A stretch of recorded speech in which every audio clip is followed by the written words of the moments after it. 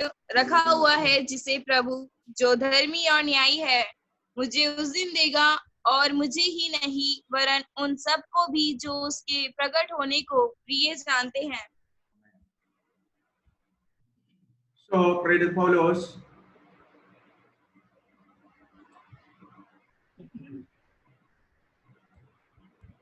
अपने जीवन के अंदर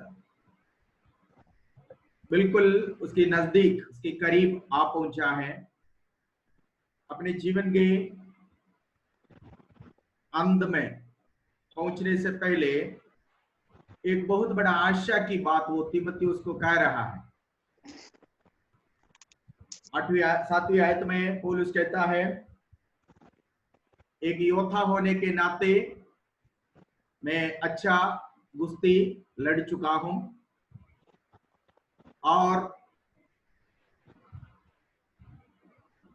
मेरी सेवकाई की दौड़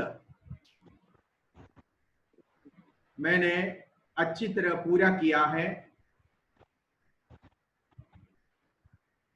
अब भले मेरा शरीर से मेरा सिर अलग हो जाएगा, मुझे कोई दुख नहीं है, क्योंकि मेरा प्रयत्नों का, मेरी मेहनत का जो दुख मैंने सहा, जो कष्ट मैंने सहा, जो क्लेश मैंने सहा, उसका एक प्रतिफल मुझे मिलने वाला है। यही पौलुस कुरिन्थियों के लिए जो पत्री लिखता है, वो कहता है कि एक किसान अपनी मेहनत का फल के लिए योग्य है। प्रभु यीशु ने कहा, मजदूर अपनी मजदूरी के लिए योग्य है। ये केवल हमारी शारीरिक प्रयत्नों से हमें मिलने वाला मजदूरी नहीं, बल्कि हमारी आत्मिक प्रयत्नों के कारण हमें मिलने वाला आत्मिक मजदूरी भी है। तो पौलुस एक बहुत बड़ा योद्धा था, जिसने कभी भी अपने कर्तव्य से, अपने जिम्मेदारी से मुकरा नहीं है। पौलुस कभी भी कहीं भी चुका नहीं है। कहीं भी पौलुस हथियार नीचे नहीं रखा, सरेंडर नहीं किया शैतान के सामने। विरोध तो बहुत हुआ, लेकिन मकसद में, मुकाम में पहुंचने तक वो लड़ता रहा। आत्माओं को बचाने में अंधकार की ताकतों से लड़ता रहा और कलीसिया के अंदर प्रवेश किए हुए झूठे शिक्षकों के विरुद्ध अपना तलवार चलाने में, बेरहमी से उन लोगों को सबक सिखाने में, उनके विरुद्ध लड़ने में पौलुस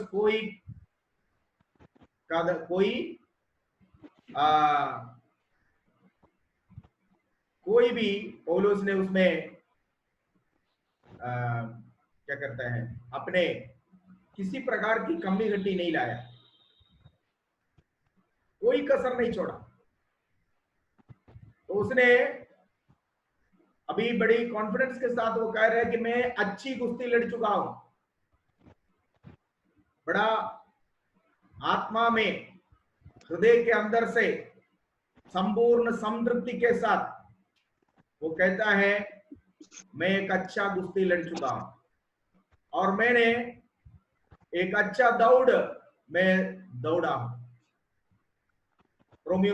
इब्रानियों की पत्री उसकी 12 आयत में पढ़ना नहीं है, हम इस प्रकार पढ़ते हैं, इसलिए जब गवाह होऊंगा इतना बड़ा बादल हमारे चारों ओर घेरे हुए हैं, अरे उलझाने वाले पापों को छोड़कर विश्वास का कर्ता और सिद्ध करने वाला प्रभु यीशु मसीह की ओर ताकते हुए अपना दौड़ को पूरा करो। तो पौलुस उनके जीवन में उलझाने वाले हर एक बातों को पीछे छोड़कर उनके लिए लाभदायक जो भी बातें था उन सबको छोड़कर दौड़ा। पौलुस का नजर कलीसिया से क्या आएंगे, एक कलीसिया स्थापना करेगा तो मुझे उधर से क्या आमदनी मिलेगा, कितना, कैसे हमारा खर्चा चलेगा, ये सारी बातें नहीं था पौलुस का चिंता। पौलुस का नजर केवल एक ही व्यक्ति पर टिका हुआ था जिसको उसने अपने जीवन का आदर्श माना था, वो प्रभु यीशु मसीह था। पौलुस प्रभु यीशु मसीह के जीवन को उतारा अपने जीवन में। प्रभु यीशु मसीह को उसने हकीकत में पहन लिया। कुलुस्सियों की पत्री में हम पौलुस कहता है कि हमने प्रभु को पहन लिया। रोमियो की पत्री में बपतिस्मा के बारे में जब पौलुस कहता है, वो कहता है हम उस नया मनुष्यत्व को पहन लिया। तो पौलुस के जीवन में पौलुस हकीकत में यीशु मसीह को पहना हुआ व्यक्ति था, क्योंकि यीशु के जीवन में जो कुछ आया है उसकी समानताएं हम पौलुस के जीवन में देख सकते हैं, लगभग सारे बातें में। सो पौलुस की आंख इस कारण किसी भी मनुष्य पर नहीं था। पौलुस की आंख विश्वास का कर्ता और सिद्ध करने वाला प्रभु यीशु मसीह पर था। पौलुस इधर उधर नहीं देखा, उसके साथ निकले हुए, उसके साथ चले हुए कौन आज उसके साथ है ये भी नहीं देख रहा है। पौलुस को कोई लेना देना नहीं है उससे, पौलुस परवाह नहीं करता।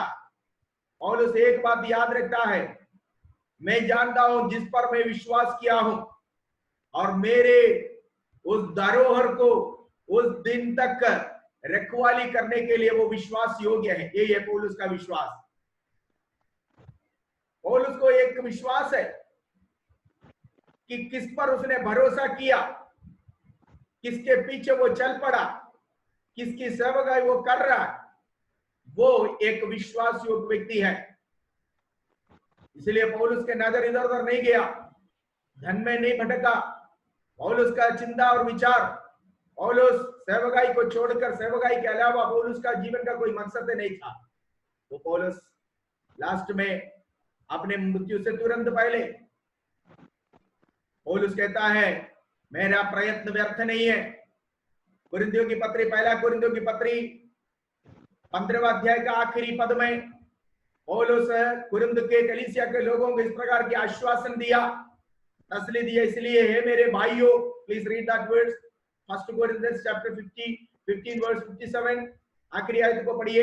इसलिए हे मेरे भाइयों, तुम्हारा प्रयत्न मसीह में, हाँ पढ़िए 1 Corinthians, पहला कुरिन्थियों की पत्री 15वीं अध्याय का लास्ट आयत को पढ़िए। 1 Corinthians chapter 15 लास्ट वर्स, आखिरी पद को पढ़िए। इसलिए हे मेरे प्रिय भाइयों, इसलिए हे मेरे प्रिय भाइयों, दृढ़ और अटल रहो। दृढ़ और अटल रहो। देखो कुरिन्थियों के कलीसिया के लोगों को पौलुस कहता है इसलिए हे मेरे भाइयों, दृढ़ रहो, अटल रहो, चंचल नहीं रहना। आगे, और प्रभु के काम में सर्वदा बढ़ते जाओ। प्रभु के काम में सर्वदा बढ़ते चले जाओ। क्योंकि यह जानते हो कि तुम्हारा परिश्रम प्रभु में व्यर्थ नहीं है। तुम जानते हो ये परिश्रम, तुम्हारा परिश्रम प्रभु में व्यर्थ नहीं। पढ़ो, तुम्हारा परिश्रम, यह जानते हो कि तुम्हारा परिश्रम प्रभु में व्यर्थ नहीं है। तुम्हारा परिश्रम प्रभु में व्यर्थ नहीं है। वो विश्वास पौलुस को आखिरी पल तक था, उसके जीवन की आखिरी घड़ी तक था वो विश्वास, क्योंकि उसका परिश्रम कभी व्यर्थ नहीं होगा। एक मेहनत किया हुआ किसान के अंदर एक आत्मविश्वास है कि उसका परिश्रम व्यर्थ नहीं है। पौलुस अब तक जो परिश्रम किया उसका प्रतिफल वो पाने जा रहा है। इसलिए पौलुस कारागृह में रहकर कहता है मेरे लिए एक मुकुट इंतजार कर रहा है, मेरा प्रयत्न का फल मुझे मुकुट के रूप में मिलेगा, मेरा प्रयत्न व्यर्थ नहीं है। पौलुस कुरिन्थियों के लिए कई साल पहले लिखा हुआ वो विश्वास की बातें पौलुस के जीवन में आखिरी पल तक पौलुस उसी विश्वास पर टिके रहा, अटल रहा, उस विश्वास को पकड़े रहा। और पौलुस कहता है कि मैं अच्छी कुश्ती लड़ चुका हूं, मैं अपनी दौड़ को पूरा किया हूं, अब मेरे लिए एक मुकुट इंतजार कर रहा है।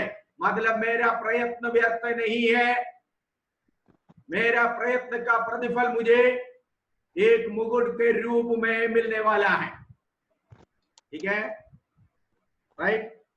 सो और पौलुस कहता है वो रिवार्ड, वो प्रतिफल जो है वो क्या है? एक मुकुट है। मुकुट है। मुकुट कहां रखा जाता है? सिर पर रखा जाता है। लेकिन थोड़ी देर के बाद पौलुस का सिर काटा जाएगा, कुछ घंटों के बाद या दिनों के बाद पौलुस का सिर काटा जाएगा।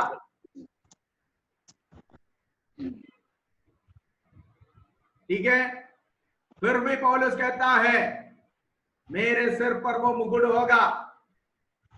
एक बार अय्यूब ने कहा, अय्यूब अपने शरीर में पूरे फोड़े से भरकर सड़कर जब वो मरने वाला था, अय्यूब ने कहा अगर मैं इस देह को यहां पर मेरी देह अगर सड़ भी जाए, എന്റെ ദേഹം ദീർണിച്ചാലും ക്ഷയിച്ചാലും, मेरा देह अगर सड़ जाए, मेरा देह अगर है ना खराब हो जाए, मैं अपने प्रभु को अपने ही देह सहित मैं मिलूंगा। यही एक आशा, एक भक्त का आशा यही है, एक भक्त का विश्वास यही है। और उसके अंदर ये आशा है और उसके अंदर ये विश्वास है, क्योंकि उसने इस आशा की वचन पिछले 30 साल प्रचार किया। 30 साल प्रचार किया हुआ वचन को आखिरी समय में वो इनकार नहीं कर रहा है, त्याग नहीं रहा है। जो प्रीच किया, जो प्रचार किया, उसका उल्टा नहीं बोल रहा है। आखिरी समय में जब उसको पता चला कि उसकी गर्दन कटा जाएगा, उस समय में भी वो आशा की बात कह रहा है। अगर नीरो मेरे शरीर से मेरे सिर को अलग करेगा तो भी जब मैं पुनरुत्थान के दिन में मेरे प्रभु के सन्मुख में खड़े हो जाएगा, उस समय मेरे शरीर में सिर होगा, मेरे पुनरुत्थान शरीर में सिर होगा, और उस सिर में मेरा प्रभु अपना हाथों से मुकुट पहनाएगा।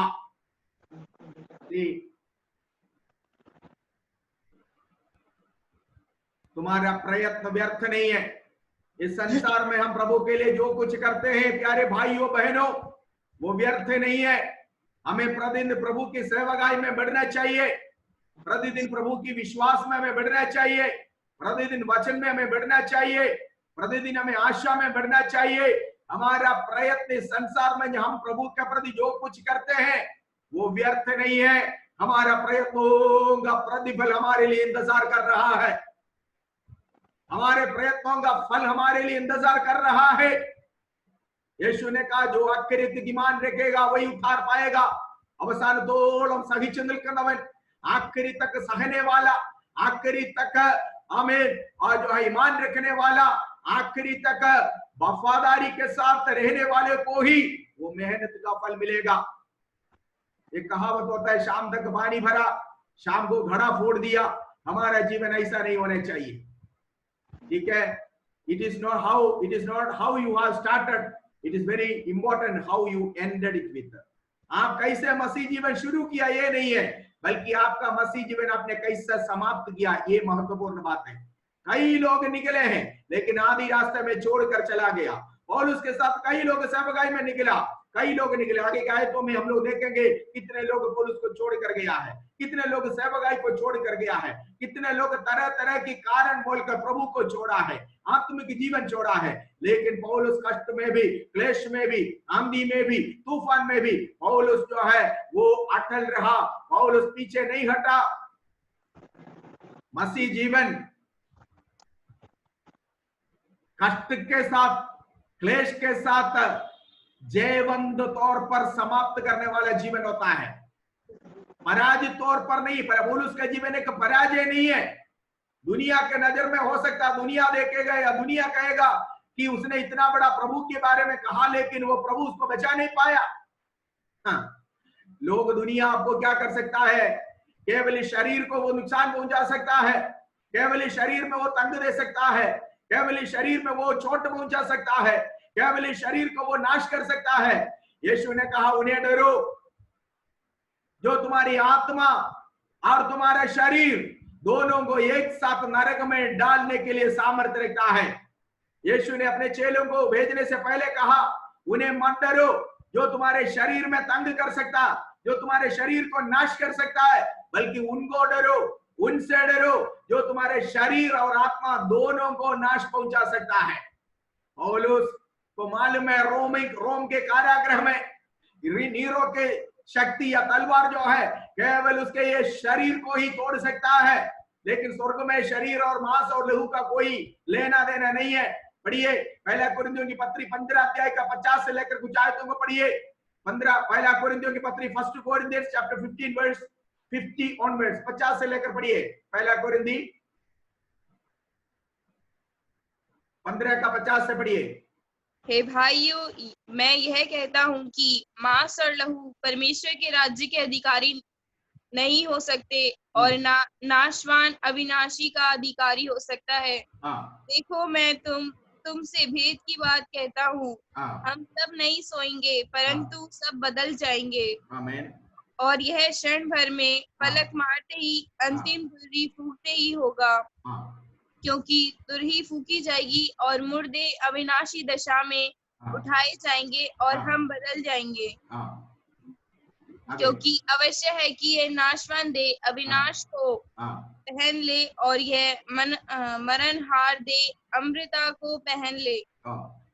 और जब यह नाशवान अविनाश को पहन लेगा और यह मरणहार अमृता को पहन लेगा, तब वह वचन जो लिखा है पूरा हो जाएगा। आमीन। सुनिए, पुनरुत्थान के बारे में जिसको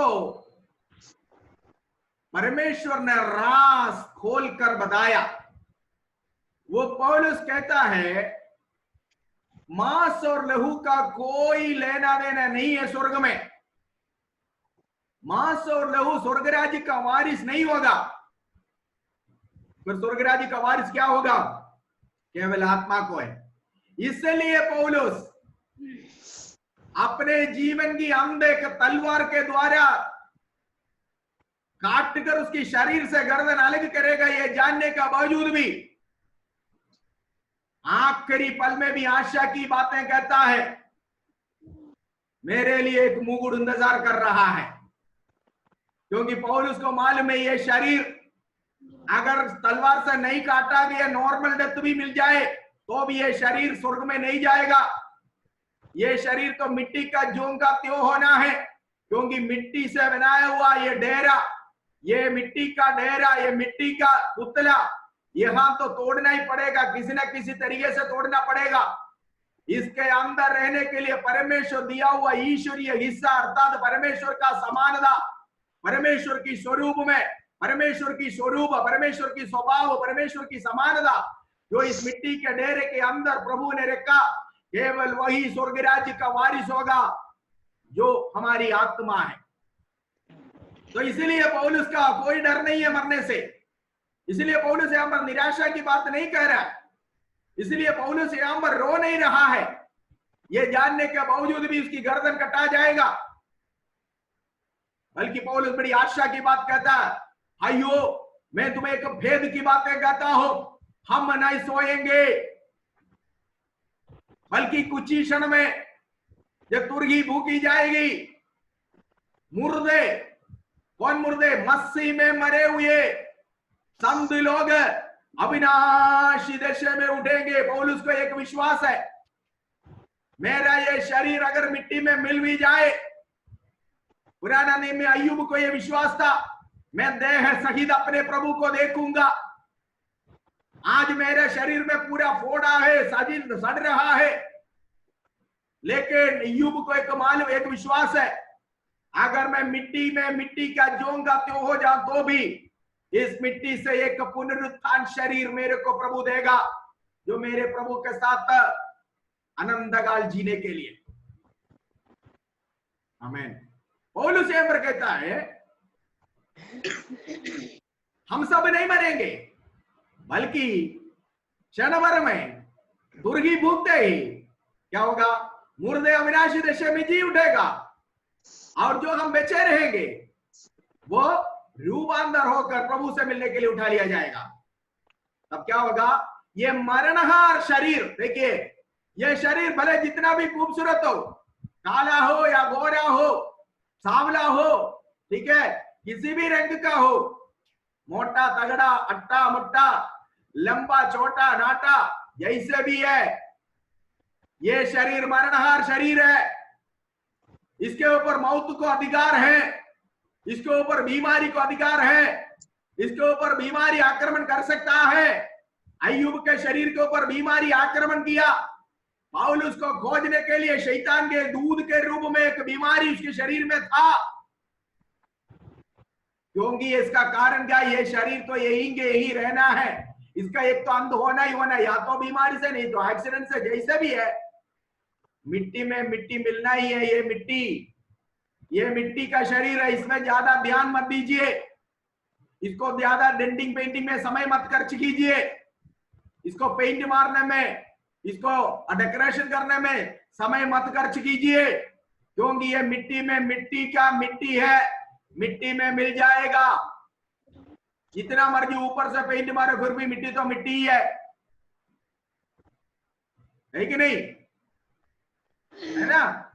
जो मर्जी आप पेंट मारो, मिट्टी का मड़का, पेंट मारने से सोना नहीं बनता। मेरा और आपका शरीर मिट्टी का पुतला है, मिट्टी का बर्तन है, इसके ऊपर जितना मर्जी पेंट मारो, जितना मर्जी आप कुछ भी करो, है तो मिट्टी, टूट जाएगा, मिट्टी मिट्टी में मिल जाएगा। इसलिए इसके अंदर रखा हुआ एक असीम धन है, वो आपकी आत्मा है। उस आत्मा के प्रति सोचो, उस आत्मा की उद्धार के लिए समय खर्च करो, उस आत्मा में, आत्मा की बढ़ोतरी के लिए, आत्मिक जीवन में उस आत्मा बढ़ने के लिए, पवित्रताई में बढ़ने के लिए, अलगदाई में बढ़ने के लिए समय खर्च कीजिए, क्योंकि ये मांस और लहू को स्वर्ग राज्य में कोई स्थान नहीं है। आज तक कोई अपने शरीर लेकर स्वर्ग में नहीं गया। यीशु का शरीर भी इसलिए कब्र में रखा गया, क्योंकि यीशु जब इस शरीर संसार में आया, मनुष्य का रूप लेकर, एक मनुष्य का शरीर लेकर आया, परमेश्वर लिखा हुआ व्यवस्था के अनुसार मनुष्य का शरीर मिट्टी में अर्थात संसार में ही समाप्त होगा, समाप्त होना। इस कारण यीशु स्वभाव में परमेश्वर था लेकिन रूप में मनुष्य था, और उसके शरीर को इस कारण कब्र में रखा, है ना? तीसरा दिन लोगों ने वो सड़ा हुआ शरीर को नहीं देखा, बल्कि एक पुनरुत्थान शरीर को देखा। इसी प्रकार हम भी एक दिन पुनरुत्थान पाएंगे। ये मिट्टी में हमारा शरीर ज्यों का त्यों हो जाएगा, मिल जाएगा, इसकी अभिलाषा इसके साथ नाश हो जाएगा। इसकी जो है, इसके ऊपर आपने किया हुआ पेंटिंग, इसके ऊपर आपने खर्च किया हुआ पैसा, इसके प्रति आपने जो भी खर्च किया, सब कुछ व्यर्थ हो जाएगा। लेकिन इस मिट्टी के बर्तन के अंदर रखा हुआ आत्मा के प्रति आपने जो समय खर्च किया, आपने जो पैसा खर्च किया, उस आत्मा की बढ़ोतरी के लिए, वचन में बढ़ने के लिए, आशा में बढ़ने के लिए आपने जो समय और प्रयत्न किया, उसके लिए एक दिन प्रतिफल मिलेगा।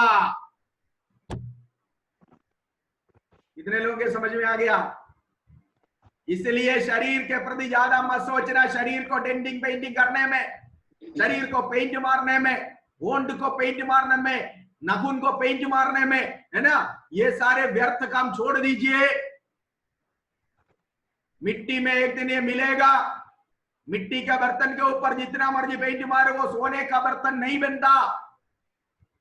प्रभु ने आपको ज्यादा से हद से ज्यादा, जरूरत से ज्यादा खूबसूरती दिया है, इसलिए आत्मिक बातों की ओर ध्यान दीजिए, शारीरिक बातों, शरीर के प्रति ज्यादा मत सोचिए। प्रभु ने 3 बातें कहा, अगर तुम्हारे पास खाने पीने के लिए, बस करो, खाना पीना रहना, रहने के लिए घर है, धन्यवाद हो प्रभु, खाने पीने के लिए है, धन्यवाद हो प्रभु, पहनने के लिए कपड़े, धन्यवाद हो प्रभु। ये 3 चीजें बहुत जरूरी चीज है। खाना पीना, वस्त्र और रहने का घर। ठीक है, ये 3 चीजें जरूरत है। बाकी चीजें के प्रति न जाइए, अपनी आत्मिक जीवन में गौर से, आत्मिक जीवन के लिए ज्यादा समय दीजिए, आत्मा को उद्धार के लिए, आत्मा में बढ़ने के लिए, स्वर्गीय अनुग्रहों को, आशीषों को प्राप्त करने के लिए ज्यादा समय खर्च कीजिए। मेरा कहने का मतलब है, पौलुस रोम के कारागृह में मौत को बिल्कुल आमने सामने देखते हुए डिक्री तो कर दिया, ऑर्डर तो दे दिया, पौलुस को वध किया जाए, पौलुस के कान में यह बात पहुंच गया। ठीक है, डरता नहीं है, क्योंकि पौलुस को मालूम है, यीशु ने कहा तुम्हारे शरीर को तंग करने वालों को ना डरना, उनसे मत डरिए। जो तुम्हारे शरीर को तंग कर सकता है, नाश कर सकता है, बल्कि तुम्हारे शरीर और आत्मा को जो नाश कर सकता है, उनसे डरिए। पौलुस का डर रोमी गवर्नमेंट से नहीं है, नीरो साम्राज्य से नहीं है, पौलुस का डर उसकी आत्मा का स्वामी से है।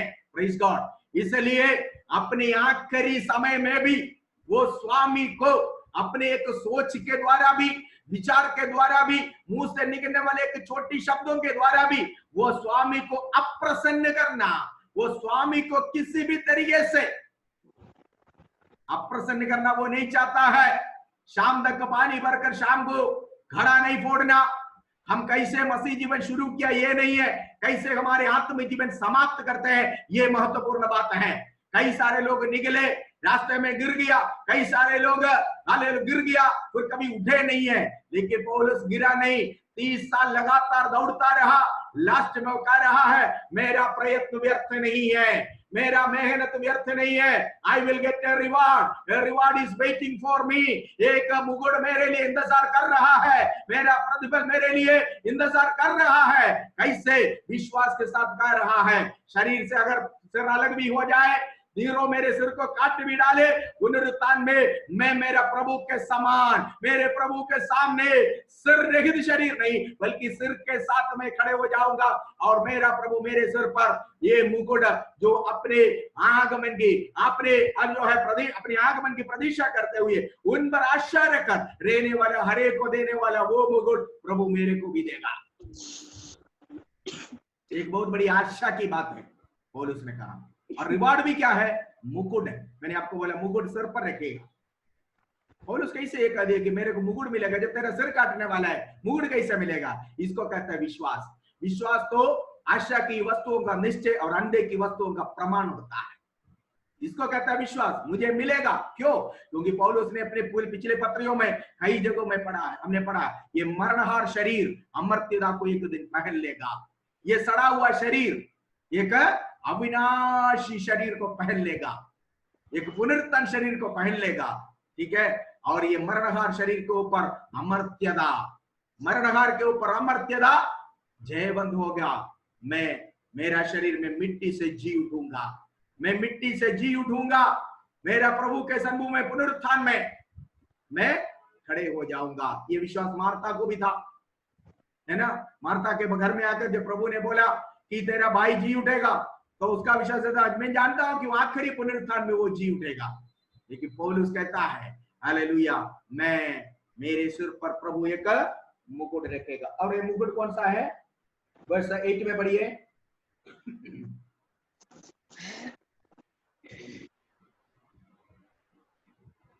कौन सी मुकुट है ये? कौन सी मुकुट है जो उसको मिलने वाला है? धर्म का मुकुट।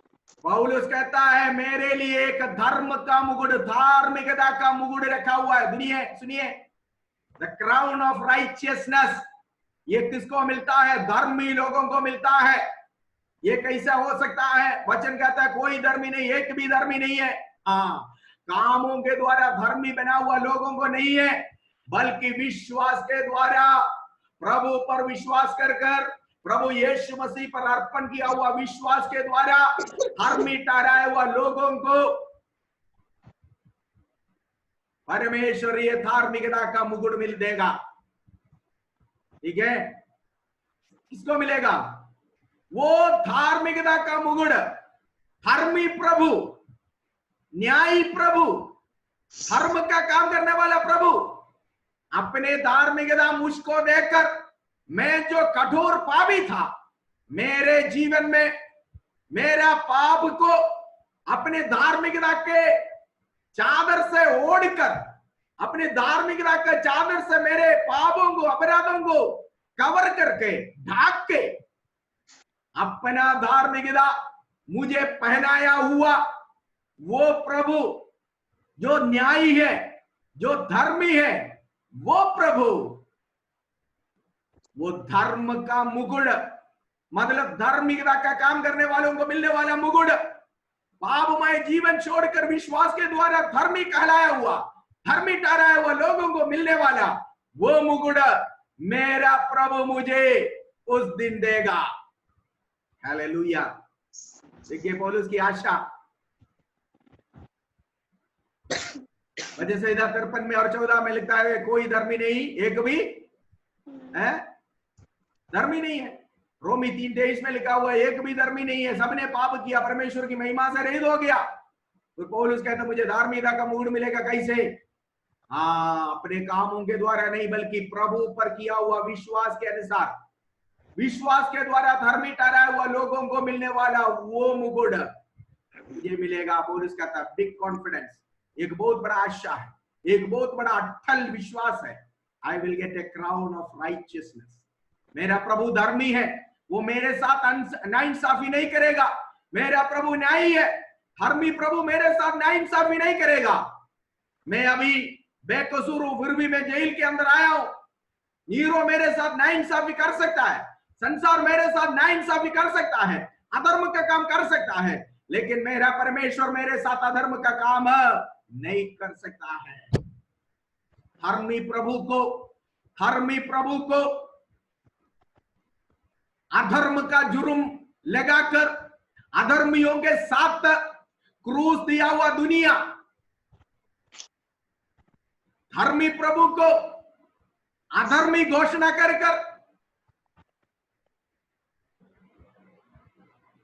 अधर्मियों के साथ क्रूस दिया हुआ दुनिया, दुष्टों के साथ खबर दिया हुआ दुनिया, लेकिन वो प्रभु को, वो यीशु को धर्मी परमेश्वर ने तीसरा दिन जिलाकर समस्त विश्व को यह घोषणा कर दिया, ये पापी नहीं है, श्रापित नहीं है, बल्कि ये धर्मी है, क्योंकि यीशु से पहले किसी ने मृतकों में से जी नहीं उठा था।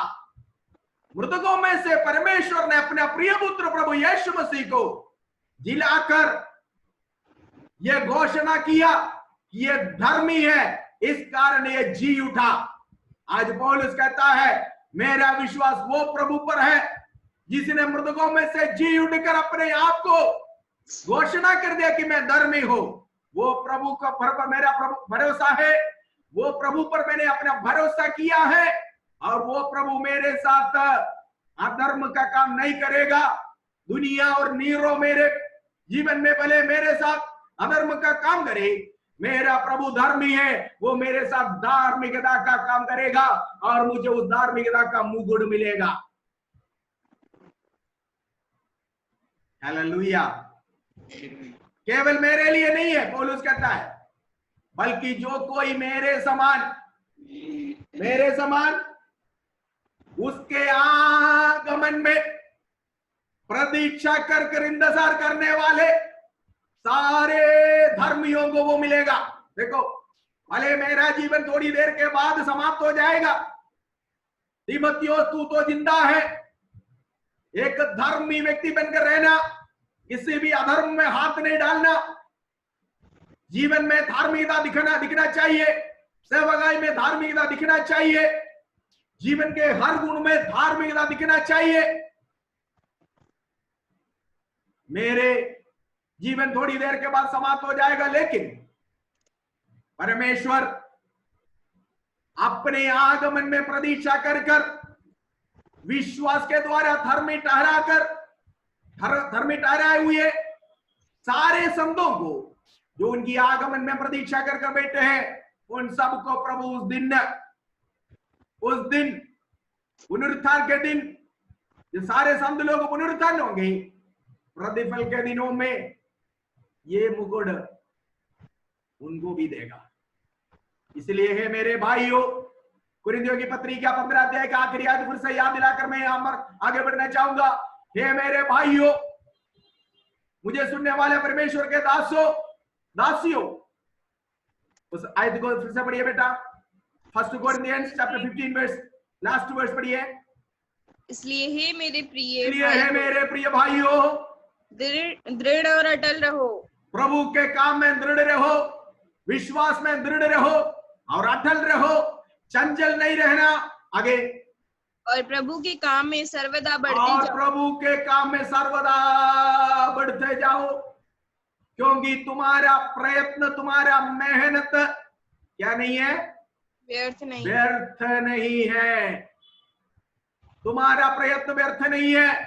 एक धर्मी प्रभु तुम्हारे लिए धार्मिकता का मुकुट लेकर खड़ा है, आपको आदर सम्मान करने के लिए, आपके प्रयत्न के खातिर, आपकी सेवकाई के खातिर, आपको सम्मान देने के लिए, आदर करने के लिए धार्मिकता का प्रभु धार्मिकता का मुकुट हाथ में लेकर आपके लिए इंतजार कर रहा है। इसलिए शाम तक पानी भरकर शाम को घड़ा मोड़ने वालों के नाई नहीं होने चाहिए। प्रभु के सेवकाई में बढ़ते जाओ, विश्वास में बढ़ते जाओ, आशा में बढ़ते जाओ, प्रयत्न में बढ़ते जाओ। तुम्हारा मेहनत व्यर्थ नहीं है। इस कारण प्रभु की सेवकाई में बढ़ते जाओ। कठिनाई आएंगे, क्लेश आएंगे, परेशानी आएंगे, दुनिया आपको तंग करेंगे, अधिकारी आपको तंग करेंगे, कलीसिया के अंदर से झूठे शिक्षक उठेंगे, लेकिन हिम्मत बांधकर, हियाव बांधकर, मन को कच्चा न करते हुए प्रयत्न में, काम में, सेवकाई में, विश्वास में, आशा में, वचन में, उपदेश में बढ़ते जाओ, क्योंकि प्रभु तुम्हारे लिए हमें धार्मिकता का मुकुट लेकर इंतजार कर रहा है। हालेलुया। सेवकाई से पीछे नहीं हटना, सेवकाई छोड़कर पीछे नहीं हटना, नहीं जाना। आर्थिक तंगी आएंगे, आर्थिक समस्या आएंगे, अन्य समस्या आएंगे, जीविका में, जीवन में बहुत सारे कठिनाइयां होते हैं, बहुत कुछ आएंगे। Don't leave the ministry. सेवकाई को नहीं छोड़ना, हमें प्रभु को नहीं छोड़ना, वचन को नहीं छोड़ना, विश्वास को नहीं छोड़ना। समस्त दुनिया अगर खिलाफ हो गया तो भी नहीं छोड़ना। अगर ऐसा करोगे तो प्रतिफल नहीं मिलेगा, ऐसा करोगे तो हमारा प्रयत्न व्यर्थ हो जाएगा। पौलुस यहाँ पर कहता है तुम्हारा प्रयत्न व्यर्थ नहीं है। मौत सबकी अंध नहीं है। पौलुस कहता मौत अंध नहीं है। ये शरीर के प्रति चिंता मत करना, ये शरीर जाना तो जाने दो, लेकिन इसके बाद हमें एक पुनरुत्थान शरीर मिलेगा। ये मरणहार शरीर के ऊपर हम एक अमर्त्यता का शरीर पहन लेंगे, एक अविनाशी शरीर हम पहन लेंगे। आमीन। जिसके ऊपर बीमारी आक्रमण नहीं करेंगे, जिसके ऊपर कीटाणु आक्रमण नहीं करेंगे, जिसके ऊपर कोई वायरस आक्रमण नहीं करेंगे। एक ऐसा अविनाशी पुनरुत्थान शरीर हम प्राप्त करेंगे। इसलिए तुम्हारे काम में, तुम्हारी सेवकाई में बढ़ते जाना है। Okay, right. और उसको मिलने वाला मुकुट कौन सा है? कौन सा मुकुट है? वो है धार्मिकता का मुकुट। सारे धर्मियों को कामों के द्वारा नहीं, विश्वास के द्वारा धार्मिक ठहराया हुआ सारे लोगों को वो मुकुट मिलेगा। परमेश्वर का वचन में 5 प्रकार के मुकुट के बारे में लिखा हुआ है। जल्दी हम लोग उसकी ओर बढ़ेंगे। पहला क्राउन, पहला मुकुट, सीरियल वाइज हम देखते हैं, चैप्टर किताबों के अनुसार, बुक वाइज हम लोग देखेंगे। कुरिन्थियों की पत्री में एक मुकुट के बारे में लिखा हुआ है। Please read with me, turn with me, निकालिए पहला कुरिन्थियों की पत्री, 1 कोरिन्थियंस चैप्टर 9 वर्स 25।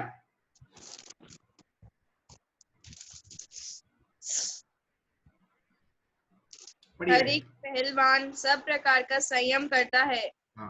वे तो एक मुरझाने वाले मुकुट को पाने के लिए ये सब करते हैं, परंतु हम तो उस मुकुट के लिए करते हैं जो मुरझाने का नहीं। देखो, पहला मुकुट, फर्स्ट क्राउन,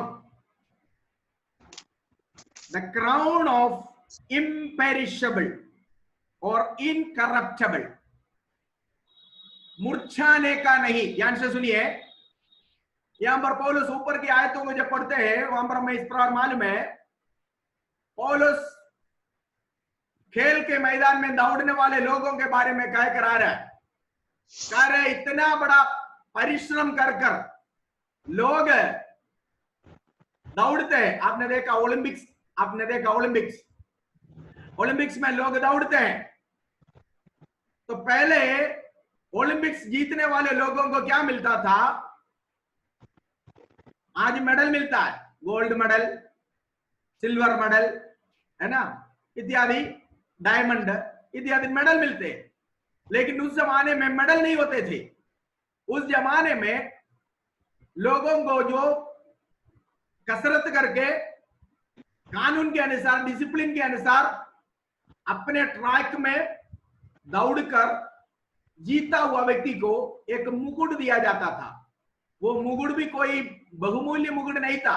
सुनिए, ओलिव की पत्ते से, ओलिव जैतून की पत्ता, जैतून की पत्ते से बनाया हुआ एक मुकुट उन लोगों को देता था जो जीत कर आते थे।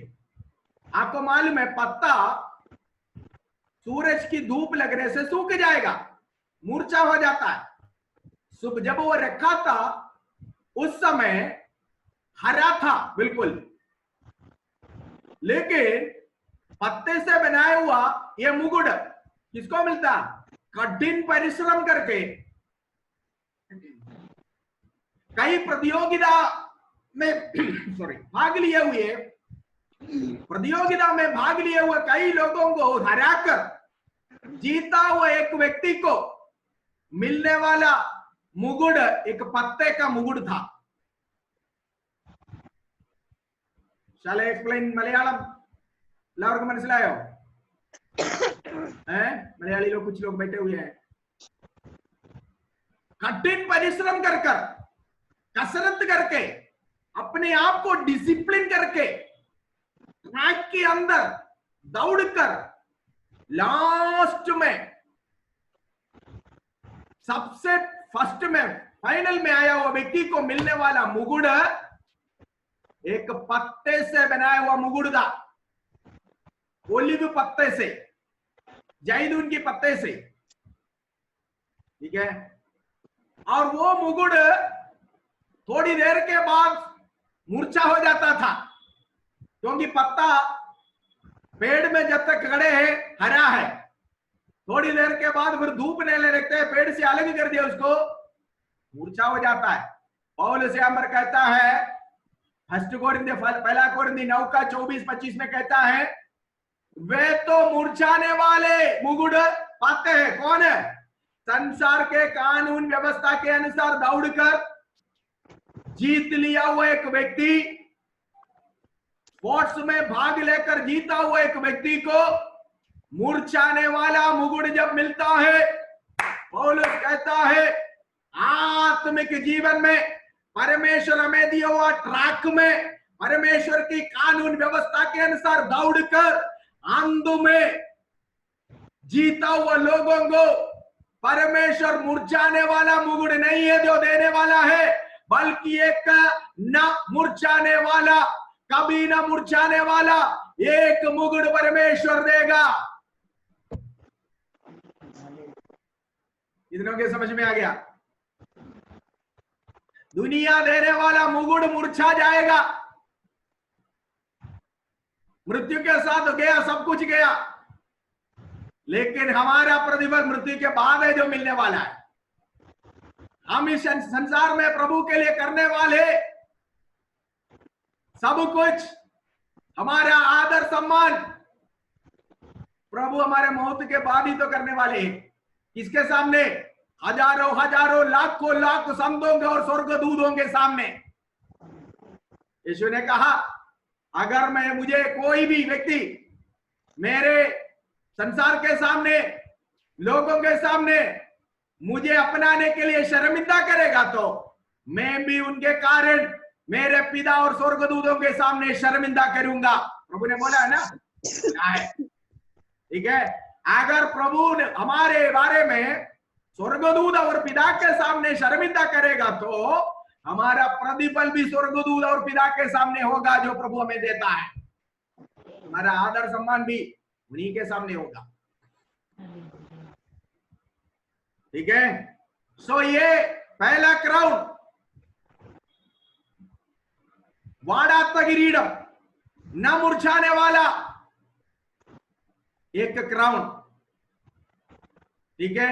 ओलंपिक्स जीतने वाले लोगों को पत्ते से बनाए हुआ मुरझाने वाला मुकुट दिया जाता था, लेकिन प्रभु के खेत में प्रभु की सेवकाई में दौड़े हुए लोगों को, जीवन में दौड़ दौड़ कर प्रभु की सेवा किया हुआ लोगों को, जीवन की पवित्रताई में, अलगताई में, परमेश्वर की कानून व्यवस्था के बाउंड्री के ट्रैक के अंदर, परमेश्वर की वचन की ट्रैक में खड़े होकर, परमेश्वर की व्यवस्था के ट्रैक में रहकर, परमेश्वर की कानून व्यवस्था का पालन कर कर उस ट्रैक में दौड़कर जीता हुआ लोगों को परमेश्वर एक कभी ना मुरझने वाला, कभी ना बुझने वाला, कभी ना मुरझाने वाला एक मुकुट परमेश्वर प्रदान करेगा। हालेलुया। ठीक है। दूसरा क्राउन अगला पुस्तक में तीमुथियुस के बाद फिर आने वाला पुस्तक है थिस्सलुनीकियों की पत्री। थिस्सलुनीकियों की पत्री में पढ़िए, पहला थिस्सलुनी 2:19 पढ़िए। फर्स्ट थिस्सलुनियंस चैप्टर 2 वर्स 19। भला हमारी आशा या आनंद या बड़ाई का मुकुट क्या है? क्या हमारे प्रभु यीशु के सम्मुख उसके आने के समय तुम ही ना होगे? देखो, आत्माओं को जीता हुआ एक व्यक्ति, उनके लिए एक मिलने वाला एक मुकुट है कि उनकी आत्माएं, जो आत्माओं को आपने बचाया, वो आत्माएं आपके सिर पर एक मुकुट के रूप में प्रभु की आगमन में शोभा देगा। कितने पास्टर्स आनंद है इस बातों से।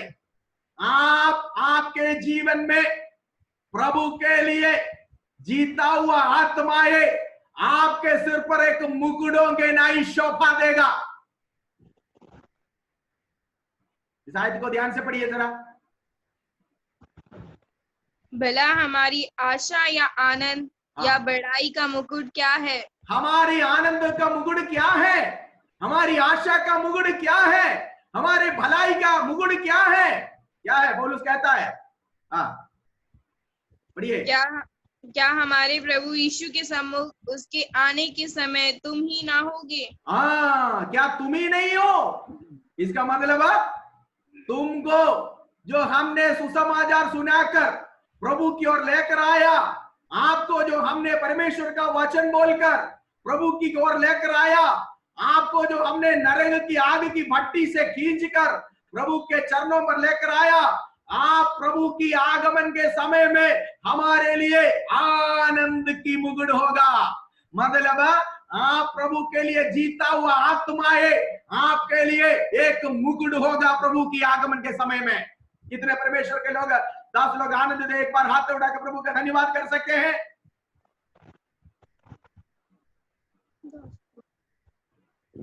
आत्माएं जो आपने प्रभु के लिए जीता, every soul you have won for the Lord will be a crown of rejoicing in the day of our Lord। हमारे प्रभु के समय में, आगमन में आप जीता हुआ सारे आत्माएं आपके लिए एक आनंद की मुकुट बनेगी।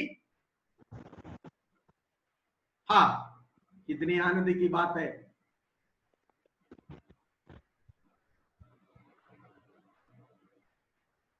आत्माएं जो आपके द्वारा बनाए हुए आत्माएं होने चाहिए। किसी ने बनाया, आपने कलीसिया तोड़कर खींचकर झूठा वो उल्टा सीधा बोलकर कलीसिया में लाया तो उसका कोई प्रतिफल नहीं है।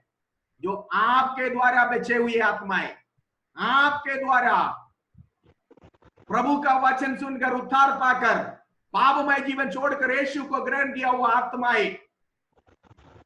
ये मत सोचना मेरे चर्च के अंदर 60 लोग है, 100 लोग है और मुझे बड़ा आनंद के मुकुट मिलेगा। ये 60 लोग और 100 लोगों में आप कितनों को आत्मिक जीवन में पैदा किया? आप कितने लोगों को आत्मिक जीवन में, है ना, आपके प्रयत्न से 60 लोगों में से या 100 लोगों में से कितने आपके कलीसिया में हैं जो आपके द्वारा प्रभु में आया, जो आपके सेवकाई के द्वारा प्रभु में आया। आपकी सेवकाई के द्वारा पापमय जीवन छोड़कर विश्वास के द्वारा धर्मी ठहराया हुआ कितने लोग आपके कलीसिया में है, वो लोग आपके लिए आशा का मुकुट बनेगा प्रभु के आगमन के दिन में।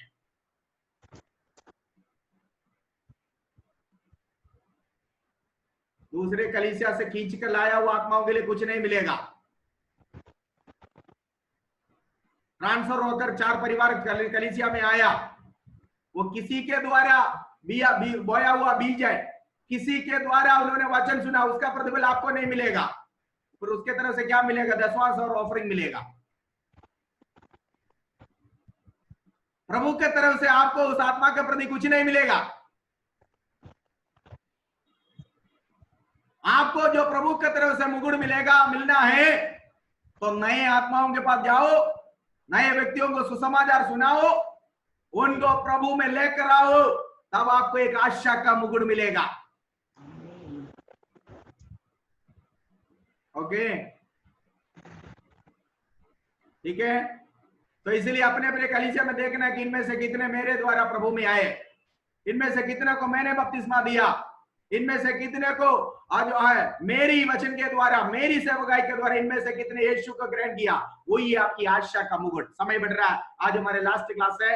आमीन। आगे बढ़ेंगे, बहुत कुछ बोलने के लिए था लेकिन समय आगे बढ़ने के कारण मैं आगे बढ़ूंगा। सो क्राउन ऑफ रिजॉइसिंग, हमारा आशा का मुकुट, हमारा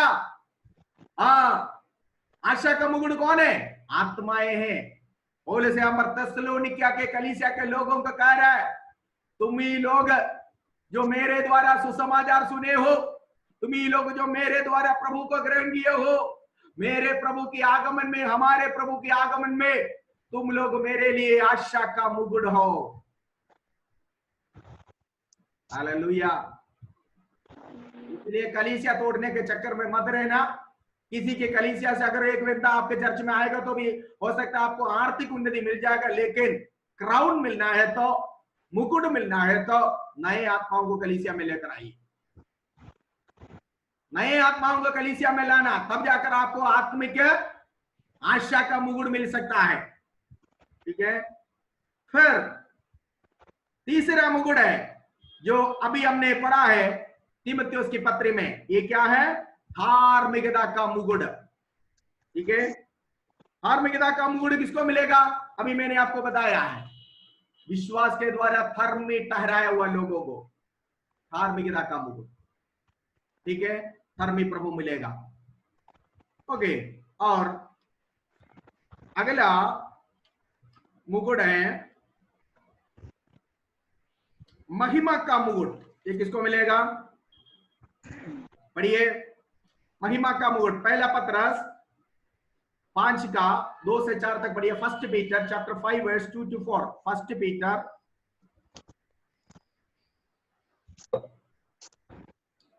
पीटर चैप्टर 5 वर्स 2 to 4। पहला पत्रस 5 का 2 से पढ़िए। कि परमेश्वर के उस झुंड की जो तुम्हारे बीच में है रखवाली करो, और यह दबाव से नहीं परंतु परमेश्वर की इच्छा के अनुसार आनंद से, और नीच कमाई के लिए नहीं पर मन लगाकर आगे बढ़ो। जो लोग तुम्हें सौंपे गए हैं उन पर अधिकार ना जताओ, वरन झुंड के लिए आदर्श बनो। जब प्रधान रखवाला प्रकट होगा तो तुम्हें महिमा का मुकुट दिया जाएगा। जब प्रधान रखवाला प्रकट होगा तब तुम्हें महिमा का मुकुट दिया जाएगा। सुनिए, महिमा का मुकुट किसको मिलेगा? कौन देता? प्रधान रखवाला, प्रधान चरवाहा। किसको देता है? संसार में प्रभु की भेड़ों को चराया हुआ चराओं के लिए, चरवाहों के लिए, प्रभु की भेड़ों को चराया हुआ चरवाहों के लिए प्रधान रखवाला देने वाला मुकुट है ये। तो इसका मतलब है this is only for the pastors, ये सिर्फ पादरियों को मिलने वाला है। ठीक है। कलीसिया के 5 प्रकार के सेवकगणों के बारे में इफिसियों की पत्री 4:11 में हमने पढ़ा। उसने प्रथम किसको चुना है? प्रेरित। उसके बाद प्रेरित के बाद कौन है? भविष्यद्वक्ता। भूल गए ये सब भूल गया? मैंने कितने गहराई से आपको सिखाया था। प्रथम प्रेरित, उसके बाद भविष्यद्वक्ता, उसके बाद चरवाहा, है ना, इत्यादि 5 प्रकार की सेवगुणों को जो कलीसिया में प्रभु ने नियुक्त किया। पतरस कहता है प्रभु ने तुम्हारे हाथ में दिया हुआ झुंड को कैसा करना है? पढ़िए 5 का 2, 1 पीटर 5:2। कि परमेश्वर के उस झुंड की जो तुम्हारे बीच में है रखवाली करो। और यह दबाव से नहीं परंतु सुनिए, उसकी रखवाली करो, चराओ। मतलब भेड़ों को चराने वालों को मिलने वाला मुकुट है ये। पहला मुकुट कौन सा था जो मैंने आपको बताया? कभी ना मुरझाने वाला एक मुकुट। ये किसको मिलता है? जीवन में, आत्मिक जीवन में दौड़कर, कानून व्यवस्था पालन कर, वचन की व्यवस्था में रहकर, पवित्रता और अलगदाई की व्यवस्था में रहकर, 2 ट्रैक के बीच में दौड़ना। दोनों ट्रैक को टच नहीं कर सकता, ना उधर मुड़ सकता ना इधर मुड़ सकता। दो लकीर की जो उसके बीच में है वो है आपका ट्रैक का। मतलब परमेश्वर की वचन के ट्रैक में खड़े होकर ट्रैक को पार नहीं कर सकता, फेल हो जाओगे। तो आप जीवन रूपी दौड़ को परमेश्वर की वचन की ट्रैक में कानून व्यवस्था के अनुसार दौड़कर इनाम जीता हुआ, सारे कानून व्यवस्था को पालन कर इनाम जीता हुआ व्यक्ति को कभी ना मुरझाने वाला मुकुट मिलेगा। दूसरा मुकुट के बारे में मैंने आपको कहा है, वो है आनंद की, हर्ष की, खुशी की मुकुट। ठीक है, वो किसका कौन है? आत्माएं हैं। वो भी पादरी लोगों को मिलेगा। आत्माएं जो आपने जीवन भर प्रभु के लिए लाया, वो कौन होता है? वो आत्माएं परमेश्वर के दासों के लिए एक आनंद की मुकुट बनता है।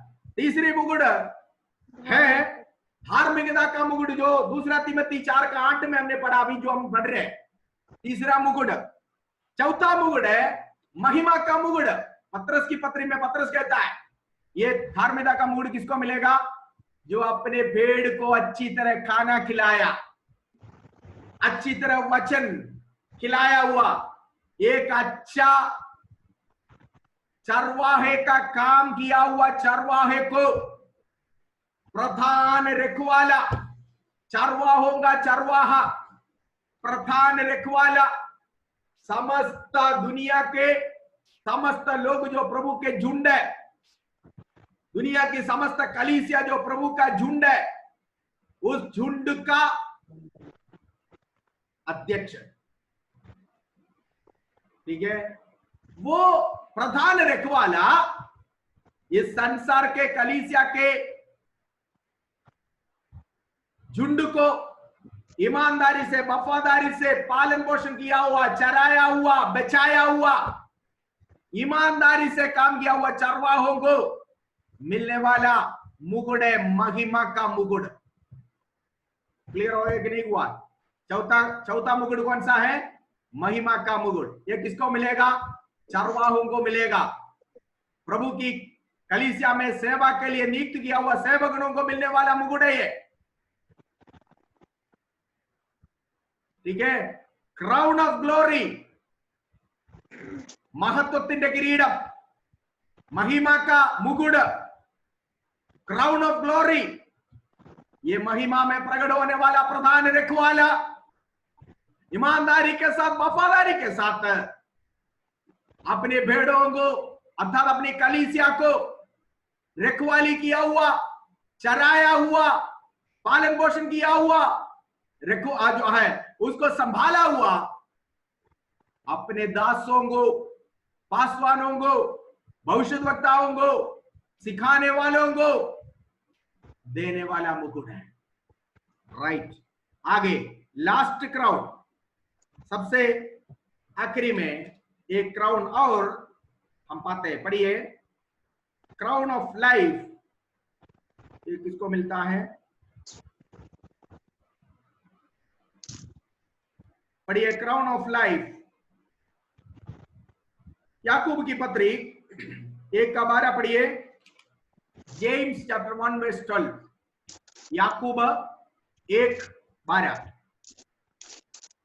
जीव किरीटम, जीवन का मुकुट। जल्दी पढ़ो, समय बढ़ रहा है। धन्य है वे मनुष्य जो परीक्षा में हाँ, स्थिर रहता है, हाँ, क्योंकि वह खरा निकलकर हाँ, जीवन का वह मुकुट पाएगा हाँ। जिसकी प्रतिज्ञा प्रभु ने अपने प्रेम करने वालों से की है। देखो यहां पर एक मुकुट के बारे में लिखा हुआ, कौन सा है वो मुकुट? जीवन का मुकुट, है ना? जीवन का मुकुट है ना? यस। किसको मिलेगा ये? परीक्षा में जीतने वाले लोगों को। परीक्षा को देखकर पीछे हटे हुए लोगों को नहीं मिलेगा। विश्वास जीवन में पूरा परीक्षा है। पहला कदम रखा उसी दिन परीक्षा, घर से पति बोला नो, पापा बोला नहीं जाना, ये हमारे संस्कृति नहीं है, ये हमारा नहीं है, उनका है। परीक्षा घर से शुरू हो गया, ठीक है? ऐसे परीक्षों को जो प्रभु के खातिर कदम बढ़ाते वक्त रोके हुए लोग, घर से भी हो सकता है, समाज से भी हो सकता है, और देश से भी हो सकता है। नाना प्रकार की परीक्षा जीवन में आया, लेकिन परीक्षा में हारा नहीं, परीक्षा में स्थिरता के साथ खड़ा रहा, पाया हुआ सच्चाई के लिए स्थिरता के साथ खड़ा रहा। कई लोग परीक्षा में फेल हो गया, कई लोग परीक्षा लिखा नहीं, कई लोग परीक्षा में गया नहीं, कई लोग परीक्षा देख के पीछे हट गया, लेकिन उस समय भी वचन में सच्चाई, वचन का सच्चाई जो जाना, उस सच्चाई में स्थिर रहा, खड़ा रहा। याकूब कहता धन्य है वो मनुष्य जो परीक्षा में स्थिर रहता है। परीक्षा में स्थिर रहने वाले लोगों को परीक्षा, आत्मिक जीवन के खिलाफ आने वाला परीक्षा, हमारे सेवकाई में आने वाले परीक्षा, ये सारे परीक्षाओं को जीत कर आत्मिक जीवन में जयवंत होकर आगे बढ़ा हुआ लोग संसार को हरा दिया, पाप को हरा दिया, शैतान को हरा दिया। प्रभु यीशु मसीह परीक्षा में जीत लिया। वो प्रभु हमारा नायक है। वो प्रभु की ओर देखते हुए इस संसार में आत्मिक जीवन में आया हुआ छोटे बड़े सारे आंधी तूफान, परीक्षा के समान आया हुआ उन तमाम आंधियों को, तूफानों को तो क्या कर दिया? ओवरकम करके जयवंत पाकर लास्ट में दूसरी शोर में पहुंचने वालों को, उस बंदरगाह में पहुंचने वालों को एक मुकुट लेकर विश्वास का कर्ता और सिद्ध करने वाला प्रभु खड़ा है। किसको? ये परीक्षा में जीत कर आने वालों के सिर पर रखने के लिए, ठीक है?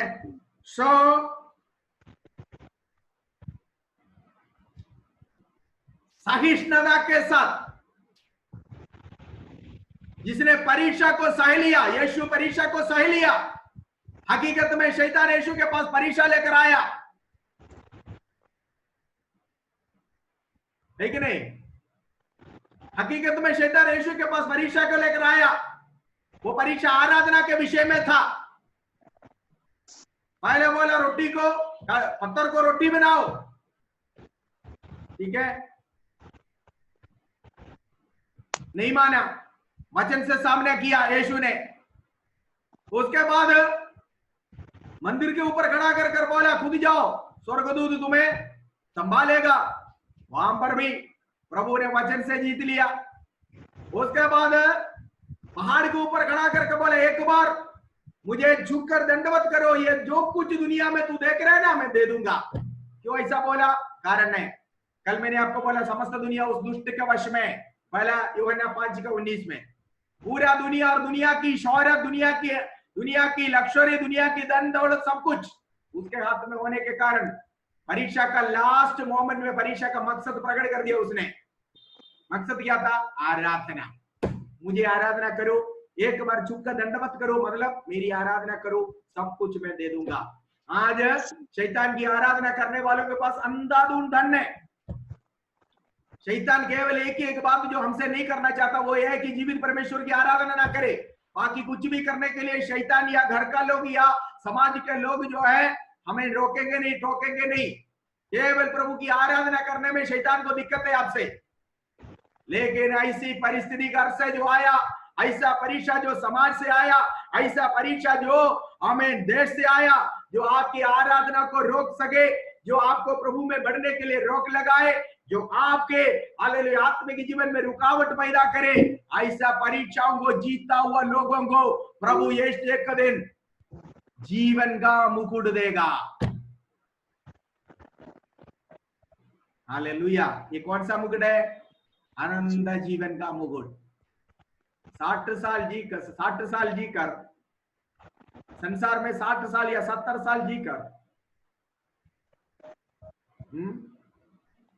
प्रभु के लिए अपना जान दे दिया, जीवन दे दिया, दिल दे दिया, वचन ग्रहण किया और आया हुआ सारे परीक्षा को जीत कर मरा, उनके लिए केवल 60 साल नहीं बल्कि उनके लिए आनंद जीवन का मुकुट प्रभु रखा हुआ है।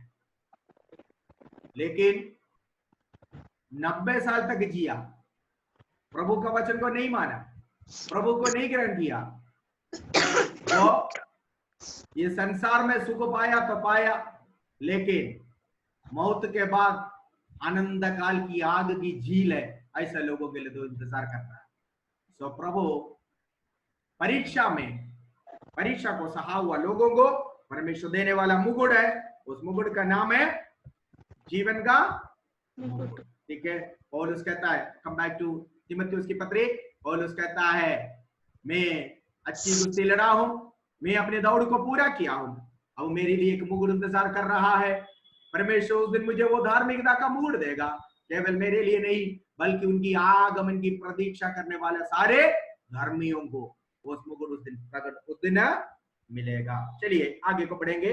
9वां आयत से लेकर, जल्दी पढ़ना है, मेरे पास आयत से लेकर 15 आयत तक पढ़िएंगे।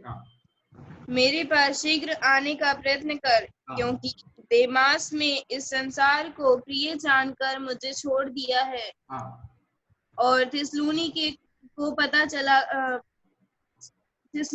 को चला गया है। क्रेसकेंस गलातिया को और तीतुस दलमतिया को चला गया है। केवल लूका मेरे साथ है। मरकुस को लेकर चले आ, क्योंकि सेवा के लिए वह मेरे बहुत काम का है। तुखिकुस को मैंने इफिसुस भेजा है, जो बागा में त्रोआस में करपुस के यहाँ छोड़ आया हूँ। जब तू आए तो उसे और पुस्तकें विशेष करके चर्म पत्रों को लेते आना। सिकंदर ठटेरे ने मुझसे बहुत बुराइयां की हैं। प्रभु उसे उसके कामों के अनुसार बदला देगा।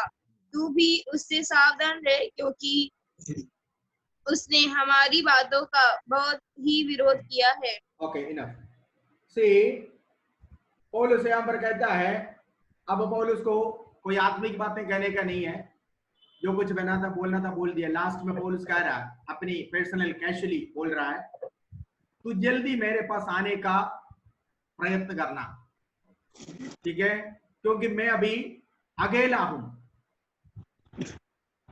मरने से पहले एक बार अपने प्रिय चेले को, अपने प्रिय पुत्र को, अपना सच्चा पुत्र को वो देखना चाहता है। वो कह रहा है कि जल्दी से जल्दी मेरे पास आने के लिए कोशिश करना। तीमुथियुस के साथ समान पौलुस के साथ पौलुस की सेवकाई में हाथ बढ़ाया हुआ एक व्यक्ति था, देमास, जिसके बारे में लिखा हुआ है। ठीक है, ये देमास, इसके बारे में 3 बार हम परमेश्वर के वचन में पढ़ते हैं, पत्रियों में ही है 3 बार। एक तो यहां पर हम देखते हैं देमास के बारे में। इसके अलावा फिलमोन नामक एक पुस्तक है, पत्री है, वो भी पौलुस के द्वारा लिखा हुआ है। फिलमोन 24 में पढ़िए। फिलेमोन,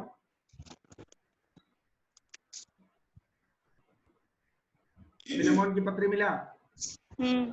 और मरकुस और हाँ अरखिस्क्रूस और देमास और लूका जो मेरे सहकर्मी हैं, हाँ, इनका तुझे नमस्कार। फिलेमोन के नाम नहीं आया, सॉरी हाँ, देमास देमास देमास देमास के बारे में क्या लिखा वहां पर, फिर से पढ़िए। और मरकुस और अरिस्तर्खुस हाँ, और वही वही देमास। वही अरिस्टोमास, वो जो है ना उसी का नाम देमास है। ठीक है, सो यहाँ पर लिखा हुआ ये अरिस्टोमोस जो है वो देमास ही है।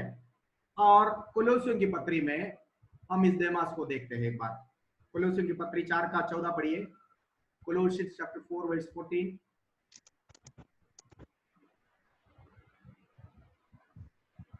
जल्दी पढ़ो, समय बढ़ रहा है। Colossians 4:14। प्रिय वैद लूका और देमास का तुम्हें नमस्कार। पौलुस के साथ यहाँ पर लूका भी है, देमास भी है। अब वापस आइए तीमुथियुस में आइए। इसका मतलब यह है पौलुस के सेवकाई में ये देमास भी जो है उसको हाथ बढ़ाने वाला एक तीमुथियुस के नाई उसका एक चेला था। लेकिन यहां पर दूसरे चेले को अर्थात तीमुथियुस को जब पौलुस पत्री लिखता है, कहता है कि देमास तो चला गया। कारण क्या है? देमास लिखा हुआ, देमास इस संसार को प्रेम कर कर मेरे को छोड़कर चला गया। सुनिए, आज बहुत सारे पादरी लोग हैं इसे प्रभु की सेवकाई में उतरने के बाद कुछ पैसा कमाया या पैसा कमाने के चक्कर में पैसा आया, शोहरत आया, बहुत कुछ आया, प्रभु की सेवा को छोड़ देगा, दूसरे बिजनेस में, पैसा बढ़ाने के बिजनेस में घुसेगा, रियल एस्टेट शुरू करेगा, मैन पावर शुरू करेगा, बहुत कुछ करेगा। पहला तीमुथी 6:10 में हमने पढ़ा था, रुपया का लोभ हर प्रकार की बुराई की जड़ है। अगर तीमुथियुस के साथ पौलुस के साथ सेवा किया हुआ एक व्यक्ति, तीमुथियुस के समान पौलुस अपने साथ रखा हुआ देमास अगर दुनिया से प्रेम कर कर गया हो तो क्या कारण हो सकता है? धन, रुपया का लोभ में गिरा होगा। धन को प्रेम करते हुए वो दुनिया की ओर चला गया। कहता वो दुनिया को प्रेम कर कर मुझे छोड़ा। ठीक है, पहला यूहन्ना 2:15 में लिखा हुआ, संसार से प्रेम ना रखो। यदि कोई संसार से प्रेम रखता है तो उनके अंदर पिता का प्रेम नहीं है।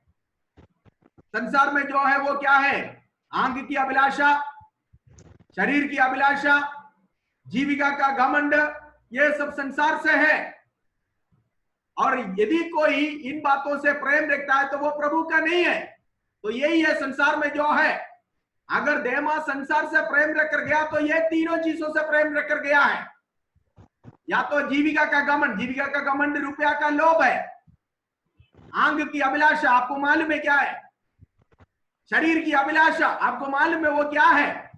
और जीविका का घमंड। तो जीविका का घमंड पैसा कमाने का, पैसा बढ़ाने का, रुपया कमाने का, रुपया का लोभ, हर प्रकार की बुराई की जड़। इस कारण वो सेवकाई छोड़ा।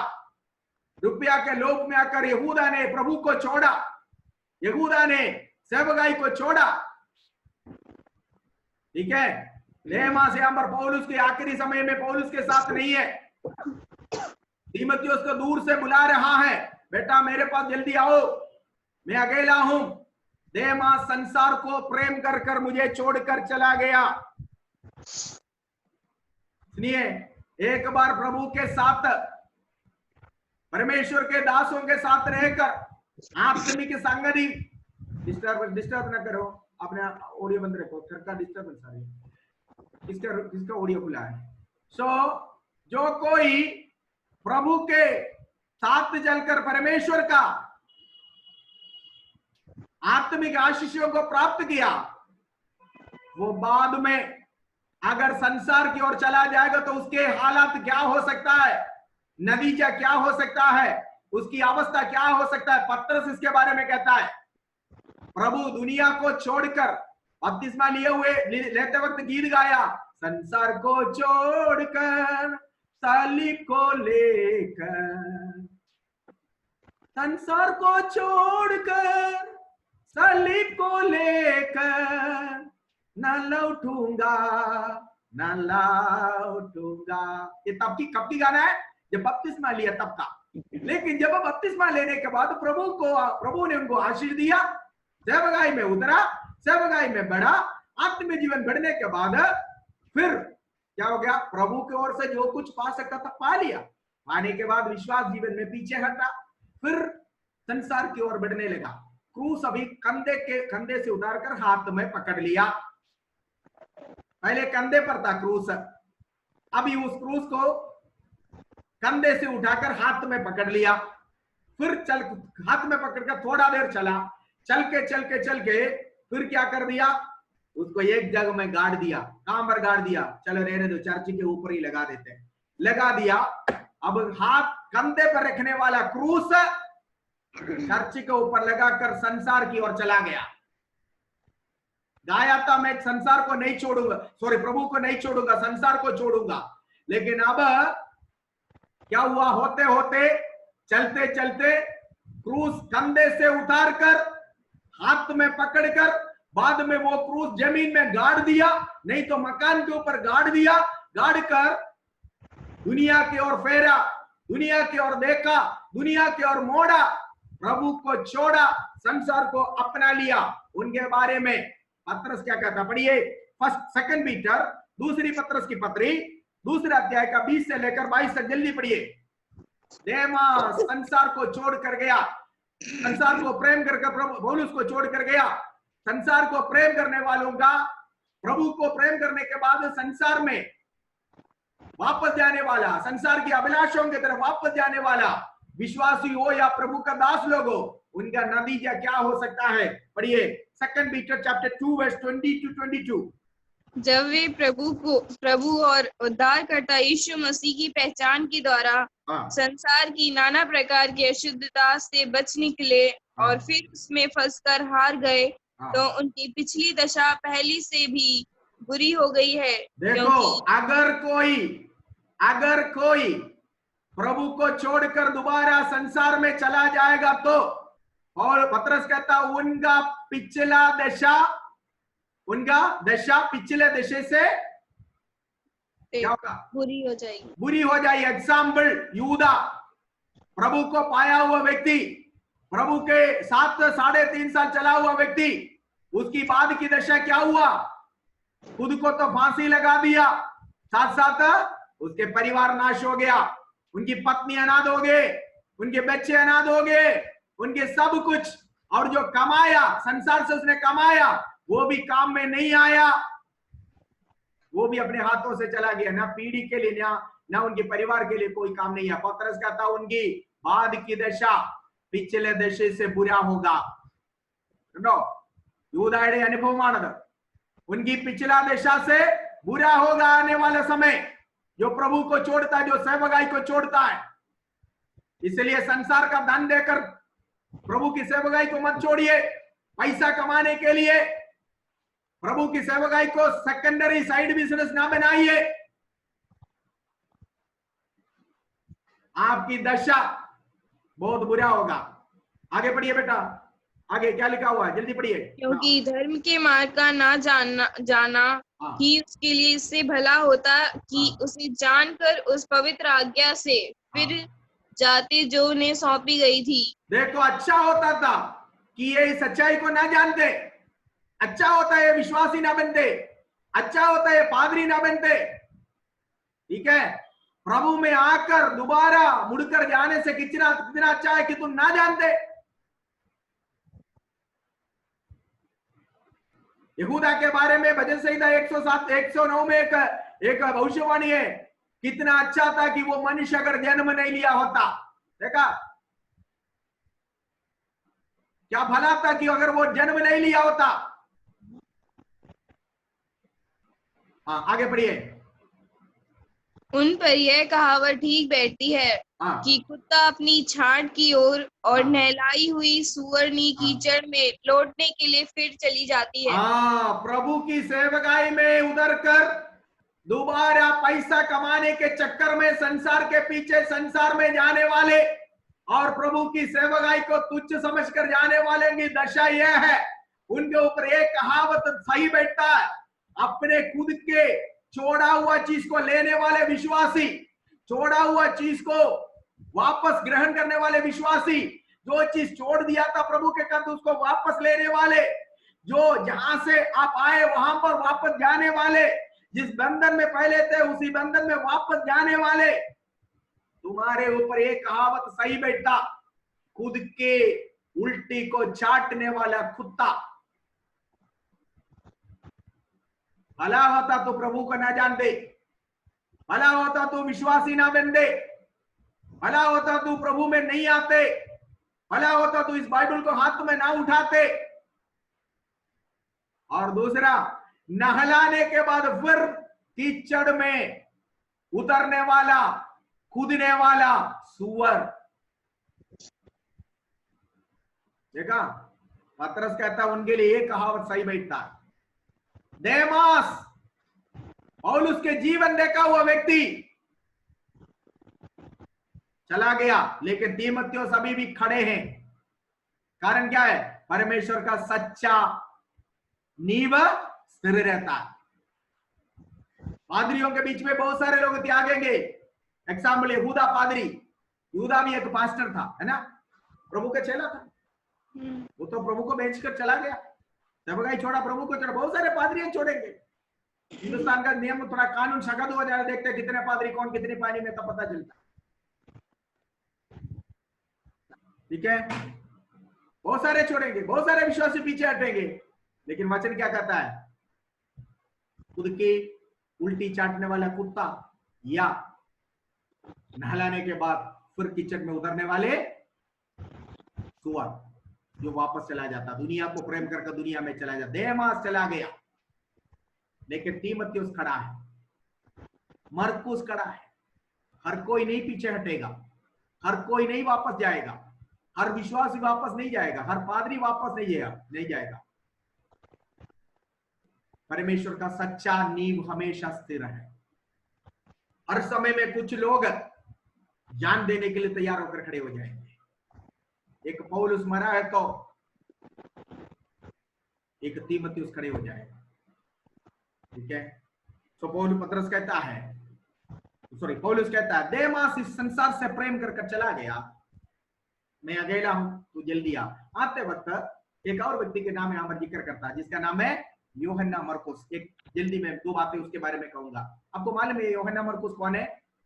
ये बरनबास का भांजा है, भांजा की भतीजा, भांजा है ना, बहन का लड़का, बहन का लड़का क्या बोलते हैं? भांजा। ये बरनबास का भांजा है। संक्षिप्त रूप में आपको मैं बताऊंगा, ये उस घर का बेटा है। ध्यान से सुनिए, ये उस घर का बेटा है। प्रेरितों की पुस्तक, अगर प्रभु के आगमन देर होगा तो मैं आपको पढ़ाऊंगा, उस समय में विस्तार से पढ़ाऊंगा, लेकिन अभी आपको एक संक्षिप्त रूप में बताऊंगा। ये उस घर का बेटा है जिस घर में यीशु मसीह अपने चेलों के साथ आखिरी भोजन किया। समझ में आ गया? सुनिए, इन्हीं के घर में यीशु मसीह अपने आखिरी समय का आखिरी भोजन किया था। आपको याद होगा सुसमाचार में, लूका सुसमाचार, लूका की इंजील में चेले यीशु को पूछ रहे जो है कि हम आपके लिए भोजन के लिए कहां व्यवस्था करें। प्रभु ने बोला, तुम सामने वाले गांव में जाओ, एक मनुष्य को घड़े में पानी लेते हुए तुम देखोगे, उनको पूछना है, हमारे स्वामी पूछ रहे कि हमारे लिए उनके साथ फसा बनाने का कमरा काम है, घर काम है, वो तुम्हें एक तैयार किया हुआ एक हाल, एक घर, एक कमरा दिखाएगा। चले ने ऐसा किया, सब कुछ लेकिन ये किसका घर था? ये वही घर है जो सबसे पहले प्रभु को देखे बिना प्रभु के चेलों के या इस आत्मिक संदेश को, इस आत्मिक बातों को दिल के अंदर गहराई में उतारना, जो मैं बोल रहा हूं, ये वही घर है जहां पर प्रभु को देखे बिना केवल प्रभु के चेलों के कहने पर अपने दरवाजों को खोला है। दूसरा, ये वही घर है जहां पर यहूदियों से डरते हुए यीशु मसीह के मरने के बाद यहूदियों के डरते हुए चेले लोग छिप कर रहा हुआ, आराधना किया हुआ, छुप कर, हाइड कर यहूदी लोगों से, नजरों से बचकर चेलों को छिपने के लिए दिया हुआ घर, ये वही घर है जहां पर पेंतिकोस के दिन में 120 लोगों के ऊपर परमेश्वर की आग की वर्षा उतरा है। ये वही घर है जहां पर यीशु मसीह की कलीसिया का उद्घाटन हुआ है। सुनिए, उस घर का मुखिया ने जब यीशु मसीह की चेलों के कहने के अनुसार यीशु के लिए अपना घर खोला, परमेश्वर ने उस घर की संतानों को आने वाले दिनों में प्रभु की महिमा के लिए खड़ा कर दिया है।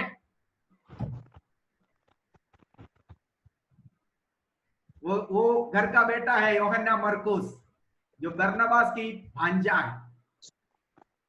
पौलुस और बरनबास के साथ पहला मिशनरी यात्रा में बरनबास भी था, ये यूहन्ना मरकुस भी था, ठीक है। लेकिन इसने क्या किया है, बीच में थोड़ी देर चलने के बाद ये बोला मैं वापस जा रहा हूं, मैं नहीं आ रहा। पौलुस थोड़ा गुस्सा वाला आदमी था, मेरे जैसे बहुत गुस्सा आता था, है?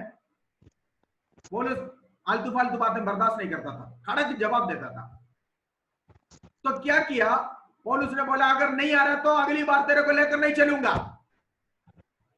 यूहन्ना मरकुस जो है वहां से वापस चला गया। मेरे को बुखार हो रही है, सिर दर्द हो रही है, मम्मी से मिलना वो है करके, मतलब होता है ना इस तरह की बहाना बनाने लगा। तो जॉन मरकोस पौलुस के साथ जो पहला मिशनरी जाने में गया वापस आया। लेकिन सेकंड मिशनरी जाने में दोबारा जब पौलुस और बरनबास जाने के लिए कोशिश किया, बरनबास ने फिर बोला मेरे भांजे को भी लेकर चलते हैं। भांजा है ना, भांजा ही बोलते हैं, भांजा। पौलुस ने बोला नो, पिछली बार जो हमें बीच में आधी रास्ते में छोड़ कर गया उसको लेकर नहीं चलना। इस बात में बरनबास और पौलुस के बीच में उग्रवाद हो गया, मतलब तू मैं हो गया। दोनों प्रभु के दास है। पौलुस का जीवन कुछ अलग था, पौलुस कड़क आदमी था, मुझे बहुत पसंद है ऐसे लोग। परमेश्वर का वचन के लिए कड़क रहता है, व्यवस्था के लिए कड़क रहता है, ठीक है। चलो कोई बात नहीं, बच्चा है चले करने दो, ऐसा नहीं है, ऐसा नहीं है। वो बात अलग है और ये बात अलग है। बच्चों को जो प्यार लाड देना है वो तो घर में, लेकिन आत्मिक बातों में जब आता है ना, बातें नहीं आती। पौलुस और बरनबास यूहन्ना मरकुस के चक्कर में दोनों दो भाग में हो गया। बरनबास मरकुस को जो अपने भांजा उसको लेकर गया मिशनरी यात्रा में, पौलुस अपने साथ शीलास को लेकर गया सेकंड मिशनरी यात्रा में, ठीक है। सो वहां पर बरनबास जो है, मरकुस जो है, पौलुस का दिल तोड़कर गया वो एक व्यक्ति है, जिसके कारण पौलुस को बरनबास से भी अलग होना पड़ा। लेकिन अभी पौलुस कहता है लास्ट में, वो उसके बाद बरनबास के साथ चला गया, लेकिन लास्ट में पौलुस के साथ वो वापस आया, पौलुस को बहुत सेवा किया। अब पौलुस कहता है जब तू आएगा ना, बरनबास को भी लेकर आना है, क्योंकि बहुत वो मेरे को सेवा किया हुआ है व्यक्ति है। पहले नटखट तो दिखाया था, लेकिन उसने भी समझ लिया कि पौलुस के साथ सेवा करना है तो भाई मुझे ऐसा चलना पड़ेगा। कुछ लोग ऐसे भी होते हैं, वो नहीं मुड़ते हैं बल्कि दूसरों को मुड़वा देता है, ठीक है भाई मेरे साथ चलना तो इस तरह चले, नहीं तो गुड बाय, ऐसा कहता है। तो बरनबास को मरकुस को पता चला कि मैं पौलुस तो नहीं मुड़ेगा लेकिन मुझे तो मुड़ना पड़ेगा पौलुस के नहीं, इसलिए फिर मरकुस मुड़ गया, पौलुस के साथ वापस आया, पौलुस को समझ लिया उसने, पौलुस के साथ सेवा करने लगा। अब तीमुथियुस को पौलुस कहता है यूहन्ना मरकुस, मरकुस को भी लेकर आना। पढ़िए बेटा, शायद को पढ़िए क्या। मरकुस को ले केवल लूका मेरे साथ है, मरकुस को लेकर चला आ सुनिए, और अभी केवल लूका मेरे साथ है। ये लूका वही लूका है जो लूका ने जो सुसमाचार लिखा हुआ व्यक्ति। दूसरा, ये लूका वही व्यक्ति है जिसने प्रेरितों के पुस्तक लिखा है और वो पौलुस के साथ है। ये पेशे से एक डॉक्टर है। प्रेरितों के पुस्तक जब पढ़ाएंगे तब मैं डिटेल सिखाऊंगा आपको ये सारी बातें, अभी इतना ध्यान रखिए, ठीक है। सो पौलुस कहता है अभी मेरे साथ केवल लूका है। यह लूका पेशे से एक डॉक्टर भी है और पौलुस के साथ सेवा भी करता है। पौलुस की मिशनरी यात्रा में वो उसके साथ, इसलिए सारे घटना लूका ने लिखा है, ठीक है। और वो अभी जेल में भी पौलुस के साथ है। कहता है मेरे साथ अभी लूका के अलावा और कोई नहीं है, तू जल्दी आना क्योंकि ठंड शुरू होने वाला है। एक बार ठंड शुरू हो गया तो भूमध्य सागर में जहाज मिलना मुश्किल है, चलना मुश्किल है, ठीक। इसलिए तू ठंड से पहले वापस आने के लिए कोशिश करना, ठीक है। जल्दी आना है, मैं अकेला हूं। लूका है अंबर, देमास तो कब को मुझे छोड़कर गया है, वो तो दुनिया से प्रेम करके प्रभु से भी दूर हो गया, मेरे से भी दूर हो गया, ठीक है। अब तुम जब आएगा लूका को भी लेकर आने, एक बार मैं मरने से पहले उसका भी चेहरा मैं देखना चाहता हूँ, उसको भी मैं एक बार आलिंगन करना चाहता हूँ जो मेरी सेवा किया है, ठीक है। लूका पढ़िए। मरकुस को लेकर चला आ क्योंकि सेवा के लिए वह मेरे बहुत काम का है। ठीक है, इसमें एक्सप्लेनेशन की जरूरत नहीं है। तो लूका मरकुस के बारे में मैंने आपको बोला, जो भी बातें मैंने आपको बोला उसका पुष्टिकरण, उसका प्रूफ जो है मैं प्रेरितों के पुस्तक जब पढ़ाऊंगा। अब मैं आपको तो इतना समझ लीजिए, मरकुस बरनबास का भांजा था और पौलुस के साथ पहला मिशनरी यात्रा में उसके साथ था, लेकिन वो बीच में चला गया और पौलुस फिर उसको बरनबास फिर उसको लेकर सेकंड मिशनरी यात्रा में गया। पौलुस उस समय मरकुस के बदले सीलास को लेकर गया है, लेकिन लास्ट में पौलुस कहता है वो यूहन्ना मरकुस को भी लेकर आना, मैं उसको भी देखना चाहता हूं क्योंकि वो अभी भी सेवकाई में है, विश्वास में है। लास्ट में उसने पौलुस के साथ सेवा किया है, राइट। अभी या 13वीं आयत को पढ़िए। जो बागा में त्रोआस में करपुस के यहाँ छोड़ आया हूँ, जब तू आए तो उसे और पुस्तक की विशेष करके चर्म पत्रों को लेते आना। पढ़िए। जो बागा में त्रोआस में करपुस के यहाँ छोड़ आया हूँ, जब तू आए तो उसे क्या छोड़ाया, क्या छोड़ाया? बागा है, बागा क्या चीज है ये क्या चीज है? कोई अपने आवाज बोलिए, मेरा समझ में नहीं आ रहा इसलिए पूछ रहा हूँ, क्या चीज हो सकता है?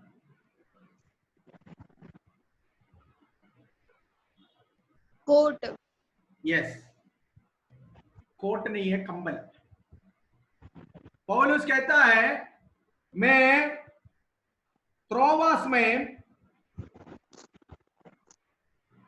करपुस के घर में रखा हुआ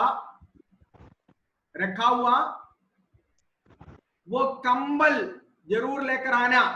आपको मालूम है जेल खाना में एयर कंडीशन तो होते नहीं है, खिड़कियां होते हैं लेकिन शीशे नहीं होते, पल्ले नहीं होते, केवल 3-4 लोहे ऐसे होंगे क्योंकि अंदर की कैदी को 24 घंटे वाच करने के लिए वहां पर सिपाहियां होते हैं। पौलुस अभी कैदखाने में है, बेड तो नहीं है, नीचे जमीन में लेटना होता है, ठीक है।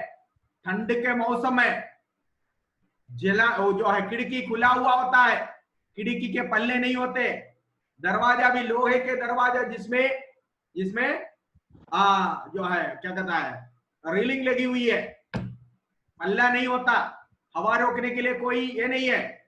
और उसके तो बेटा बड़ा ठंड है, मेरे पास कोई ओढ़नी नहीं है, कोई चादर नहीं है। देखिए 30 साल प्रभु की सेवा किया हुआ, परमेश्वर के वचन के 14 पत्रियां, नया नियम की 14 पत्रियां लिखा हुआ पौलुस की कमाई क्या था, उसके पास क्या थे हैं? आज मंथली इनकम नहीं था उसके पास, मंथली सपोर्ट कोई पौलुस को नहीं दिया, फिर भी पौलुस ने इतनी कलीसिया स्थापित किया। स्वर्ग राज्य के सारे बारे में सारे भेद परमेश्वर ने उसको प्रकट कर दिया। अभी एक कैदी के समान जेल में है, ये जेल में रहकर भी अभी क्या कह रहा है, मेरा अपने एक ही एक कंबल है जो मैं त्रोवास में कप्पदोस के घर में रखा हुआ है। तो एफेसोस से आते वक्त रास्ते में वही उतरना, वो लेकर आना है रोम के लिए। और तीमुथियुस एफेसोस से आ रही है, एफेसोस से रोम तक आने का रास्ते में बीच में त्रोवास में उतरना है।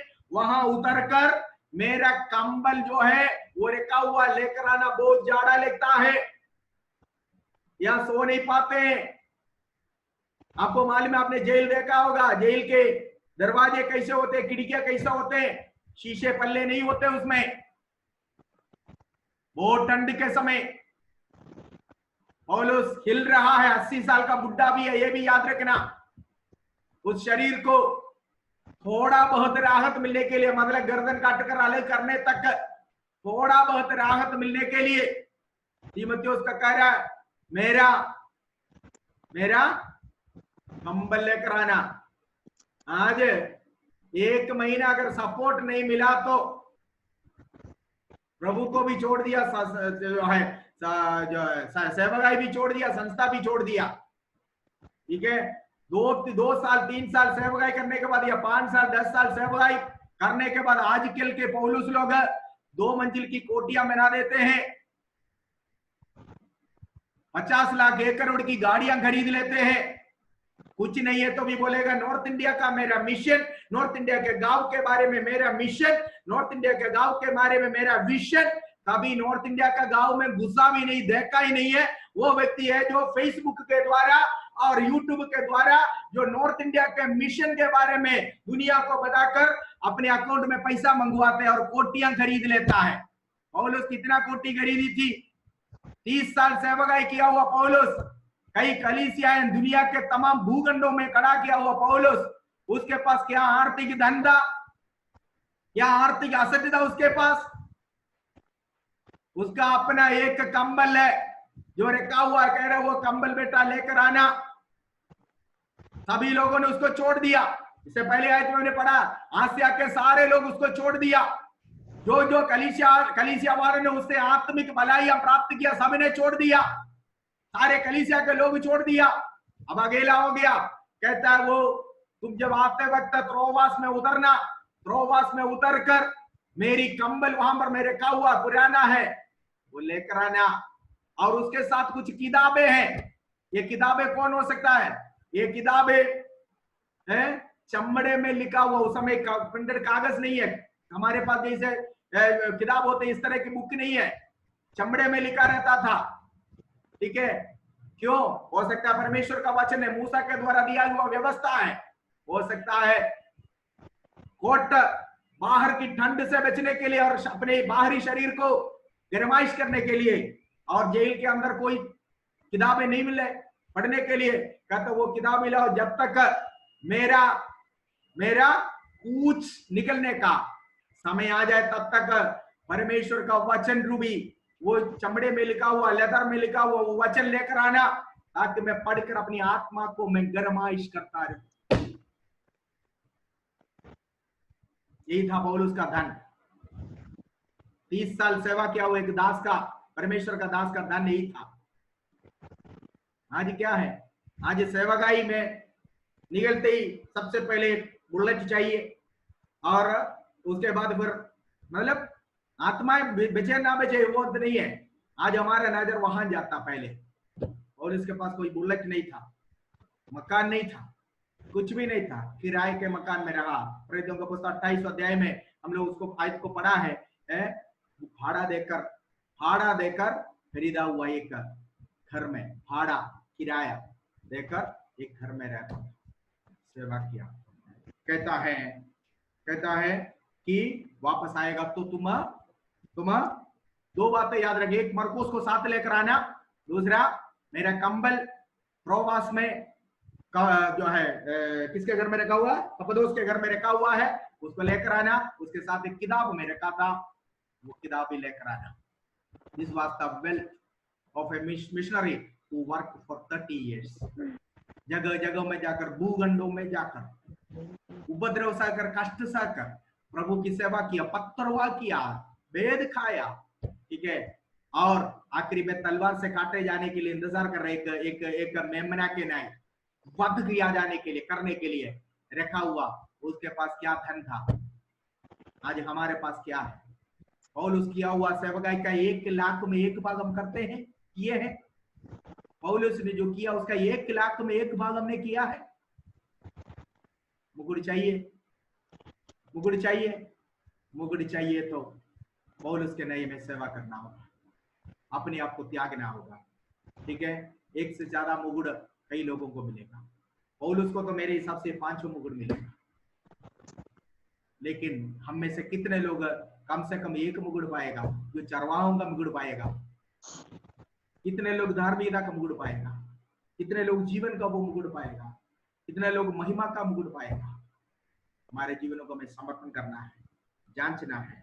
पौलुस कहता है वापस आते वक्त ये सारी चीजें, 2 चीजें और मरकुस को लेकर मेरे पास जल्दी आओ। फिर कहता है पौलुस बहुत सारे लोग जो उनके साथ काम किए हुए लोगों के बारे में वहां पर कहता है कोई छोड़ दिया है, कोई इसको उपद्रव किया, और उपद्रव किए हुए लोगों को श्राप नहीं देता। कहता है अलेक्जेंडर सिकंदर नामक एक व्यक्ति के बारे में कहता है, इसके बारे में प्रेरितों की पुस्तक 19:33 में, एक्ट्स 19:33 में, जो वहां पर एक सिकंदर के बारे में कह रहे, वही सिकंदर है। कहते ये मेरे को बहुत दुख दिया। हो सकता है इसने पौलुस के बारे में झूठा गवाही दिया हो। पौलुस पहली बार जब जेल खाने में बंद हुआ था, रोम में कारागृह में बंद हुआ था, हो सकता है इस व्यक्ति ने उसके खिलाफ, पौलुस के खिलाफ झूठी गवाही दिया हो। इस कारण हो सकता है पौलुस यहाँ पर कहता है कि उसने मेरे को बहुत तंग किया है, ठीक है। और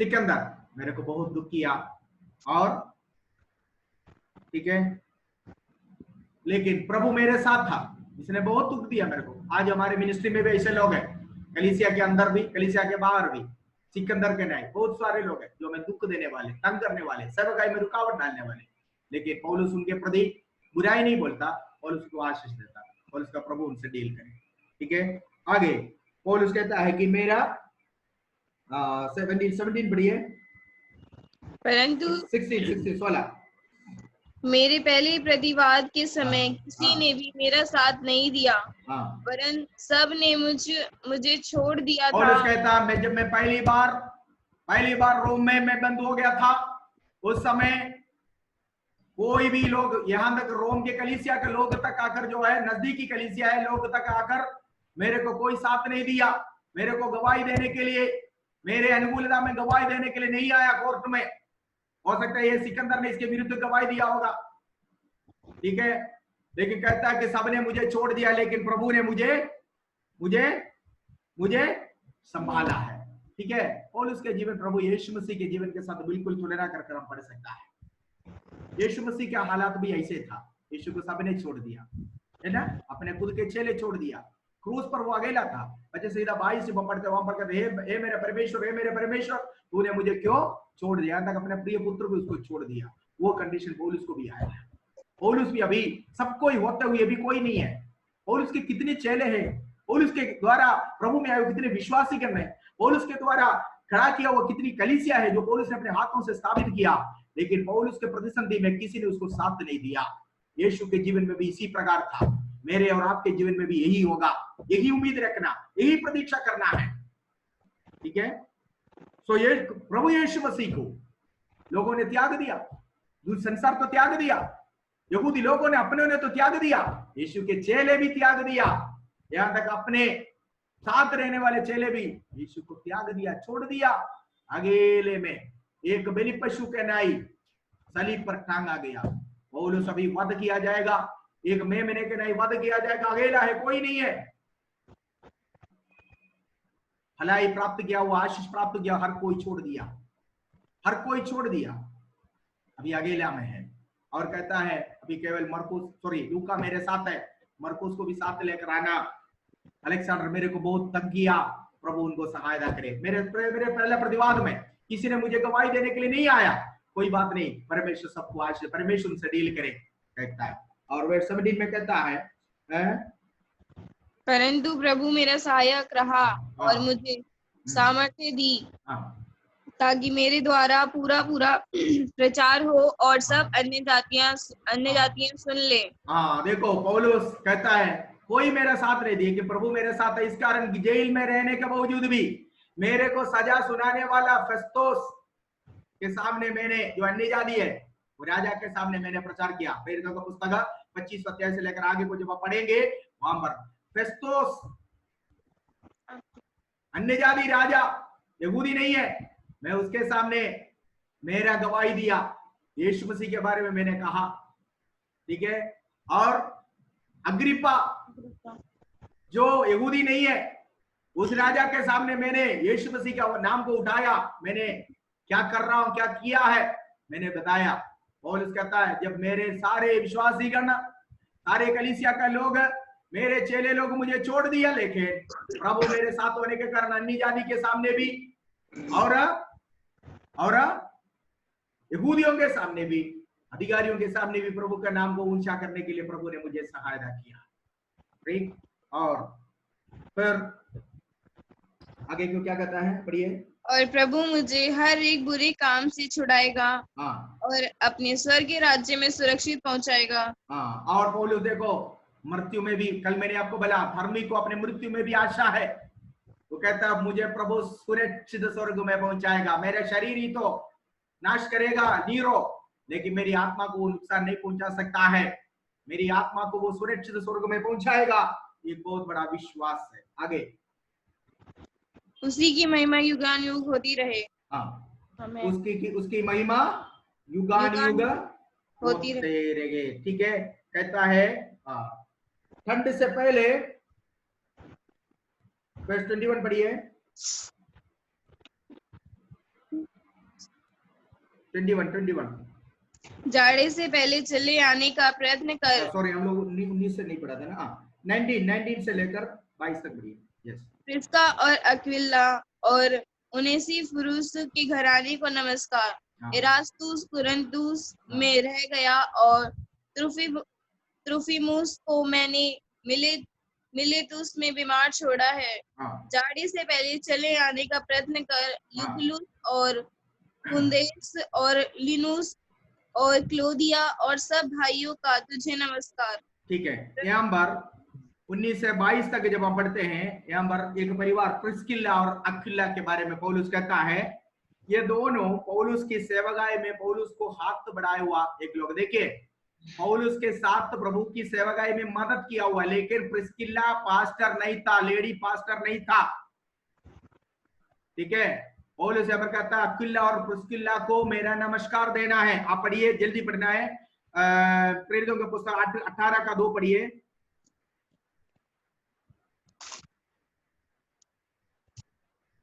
वहां उसे अक्विला नामक एक यहूदी मिला, जिसका जन्म पुंतुस में हुआ था। वह अपनी पत्नी प्रिस्किल्ला के साथ इटली से हाल ही में आया था, क्योंकि क्लोदियुस ने सब यहूदियों को रोम से। यहाँ पर अक्विला और प्रिस्किल्ला के बारे में कहते हैं, प्रिस्किल्ला और अक्विला इटली से आए थे पौलुस से मिलने के लिए, और रोम में वहां पर पौलुस के साथ रहकर ये प्रभु की सेवा किया हुआ एक परिवार है। इसके बारे में आगे 1 कुरिन्थी 16 अध्याय में भी हम पढ़ते हैं, अक्विला और प्रिस्किल्ला कहता है कि ये अपने मेरे लिए अपना प्राण दिया हुआ लोग है। यहाँ पर पौलुस कहता है तीमुथियुस के पत्र है, मेरे लिए अपना गर्दन, अपना जान दिया हुआ लोग है। ठीक है, ऐसे परिवार, ऐसे विश्वासीगण, ऐसा परिवार जो प्रभु की सेवकाई के लिए अपने जान देता है, प्रभु के दासों के संग मिलकर, ये बहुत ही एक आशीष का कारण है। ऐसा परिवार हमारे कलीसिया में होने चाहिए।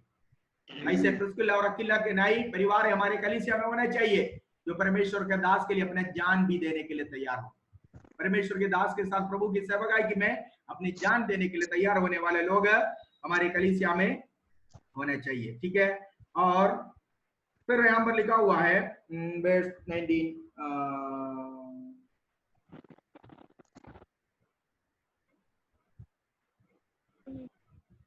20 आयत को पढ़िए।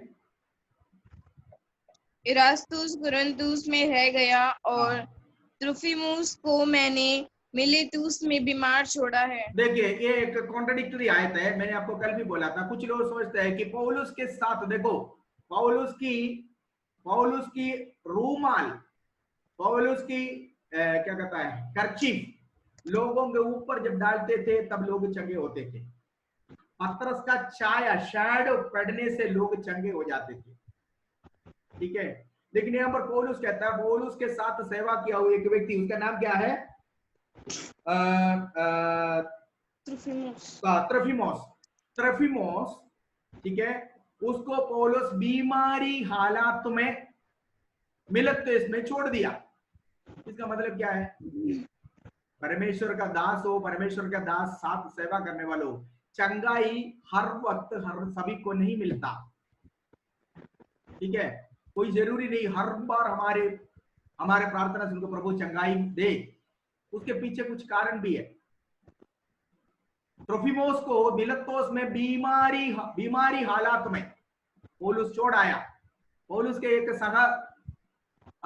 सेवक है, वो सहकर्मी है, लेकिन पौलुस जब मिलेतुस में आया वो बीमार था, उसको वहां छोड़कर आया। प्रार्थना किया होगा लेकिन ठीक नहीं हुआ। क्यों? क्योंकि हमेशा परमेश्वर चंगाई नहीं देता, उसका कुछ कारण उसके पीछे हो सकता है। उसके उस बीमारी के द्वारा परमेश्वर का हित कुछ और है। और पौलुस कितनी बार प्रार्थना की अपने लिए, ठीक नहीं हुआ, क्योंकि परमेश्वर की इच्छा उसके प्रति और कुछ था। तो ये कोई जरूरी नहीं आज मैंने प्रार्थना करके बीमार ठीक हो गया, कल भी मैं जब प्रार्थना करूं वो बीमार ठीक होने का कोई गारंटी नहीं है। कोई ठीक वो मतलब ऐसा मैं जो है ये नहीं लगता जब कभी मैं प्रार्थना करूं तो बीमार ठीक हो जाए, ऐसा नहीं। दो बातों पर आधारित है विश्वास, रोगी का और पास्टर का, दोनों के विश्वास के आधार पर है चंगाई। हो सकता है उस व्यक्ति ने सही तरह से विश्वास नहीं किया इसीलिए ठीक नहीं हुआ, हो सकता है प्रार्थना करने वालों के अंदर कुछ कमी था इसलिए ठीक नहीं हुआ, या फिर दोनों के अलावा परमेश्वर का हित अभी इसको ठीक नहीं करने का है, ये भी हो सकता है। तो इसलिए एक बार आपने प्रार्थना किया ठीक हो गया, एडवर्टाइजमेंट नहीं देना कि मैं चंगाई का मिनिस्ट्री करता हूं। चंगाई हर जगह में सफल नहीं होता है, ठीक है? और कोई जरूरी नहीं है हर बार चंगाई हो, कोई जरूरी नहीं है कि आज ठीक हो गया कल ठीक होंगे या हमेशा ठीक होंगे, ऐसा नहीं। ये परमेश्वर की मर्जी के ऊपर छोड़ना है। विश्वास पाने वाले, चंगाई पाने वाले रोगी को भी होना चाहिए, प्रार्थना करने वाले पासवान को भी होना चाहिए। पौलुस के साथ चलने वाला त्रोफिमोस, सेवा करने वाला त्रोफिमोस, उसको पौलुस बीमारी हालात में त्रोआस में छोड़ कर आया। मतलब आखिरी समय में पौलुस की शक्ति खत्म हो गया, पौलुस के साथ जो चंगाई का वरदान था वो प्रभु ने उठा लिया। पौलुस अभी एक कचरा बन गया, पौलुस अभी जो है क्या कहता है सब कुछ बुढ़ा हो गया, शक्ति सामर्थ सब गया, अभी केवल ऐसे ही है, ऐसा नहीं है। पौलुस के अंदर वो लास्ट मोमेंट तक वही सामर्थ था जो प्रभु ने उसको पहले दिन दिया था। लेकिन यहाँ पर इस व्यक्ति को बीमार की हालात में छोड़ कराने का रास है परमेश्वर का इच्छा। हो सकता है उस व्यक्ति की चंगाई के प्रति कुछ और था, जैसे पौलुस के जीवन के प्रति पौलुस 3 बार प्रार्थना करने के बावजूद भी पौलुस की शारीरिक कमजोरी नहीं हटा, बल्कि प्रभु ने उसको अनुग्रह दिया सहने के लिए। इसी प्रकार हो सकता है, ठीक है। आगे फिर 21वां आयत कहता है ठंड शुरू होने से पहले जल्दी आने के लिए प्रयत्न करना, क्योंकि ठंड शुरू होगा तो फिर जहाज में सफर करना मुश्किल हो जाएगा। मेडिटेरेनियन समुद्र में, भूमध्य सागर में फिर जहाज नहीं चलेगा, क्योंकि पूरा पानी बर्फ बन जाता है और बड़े बर्फ का पहाड़ समुद्र के अंदर होते हैं। इसलिए ठंड के समय में समुद्री जहाज नहीं खोलेंगे, लोग चलना मुश्किल हो जाएगा। इसलिए ठंड से पहले वापस जल्दी आना है बेटा।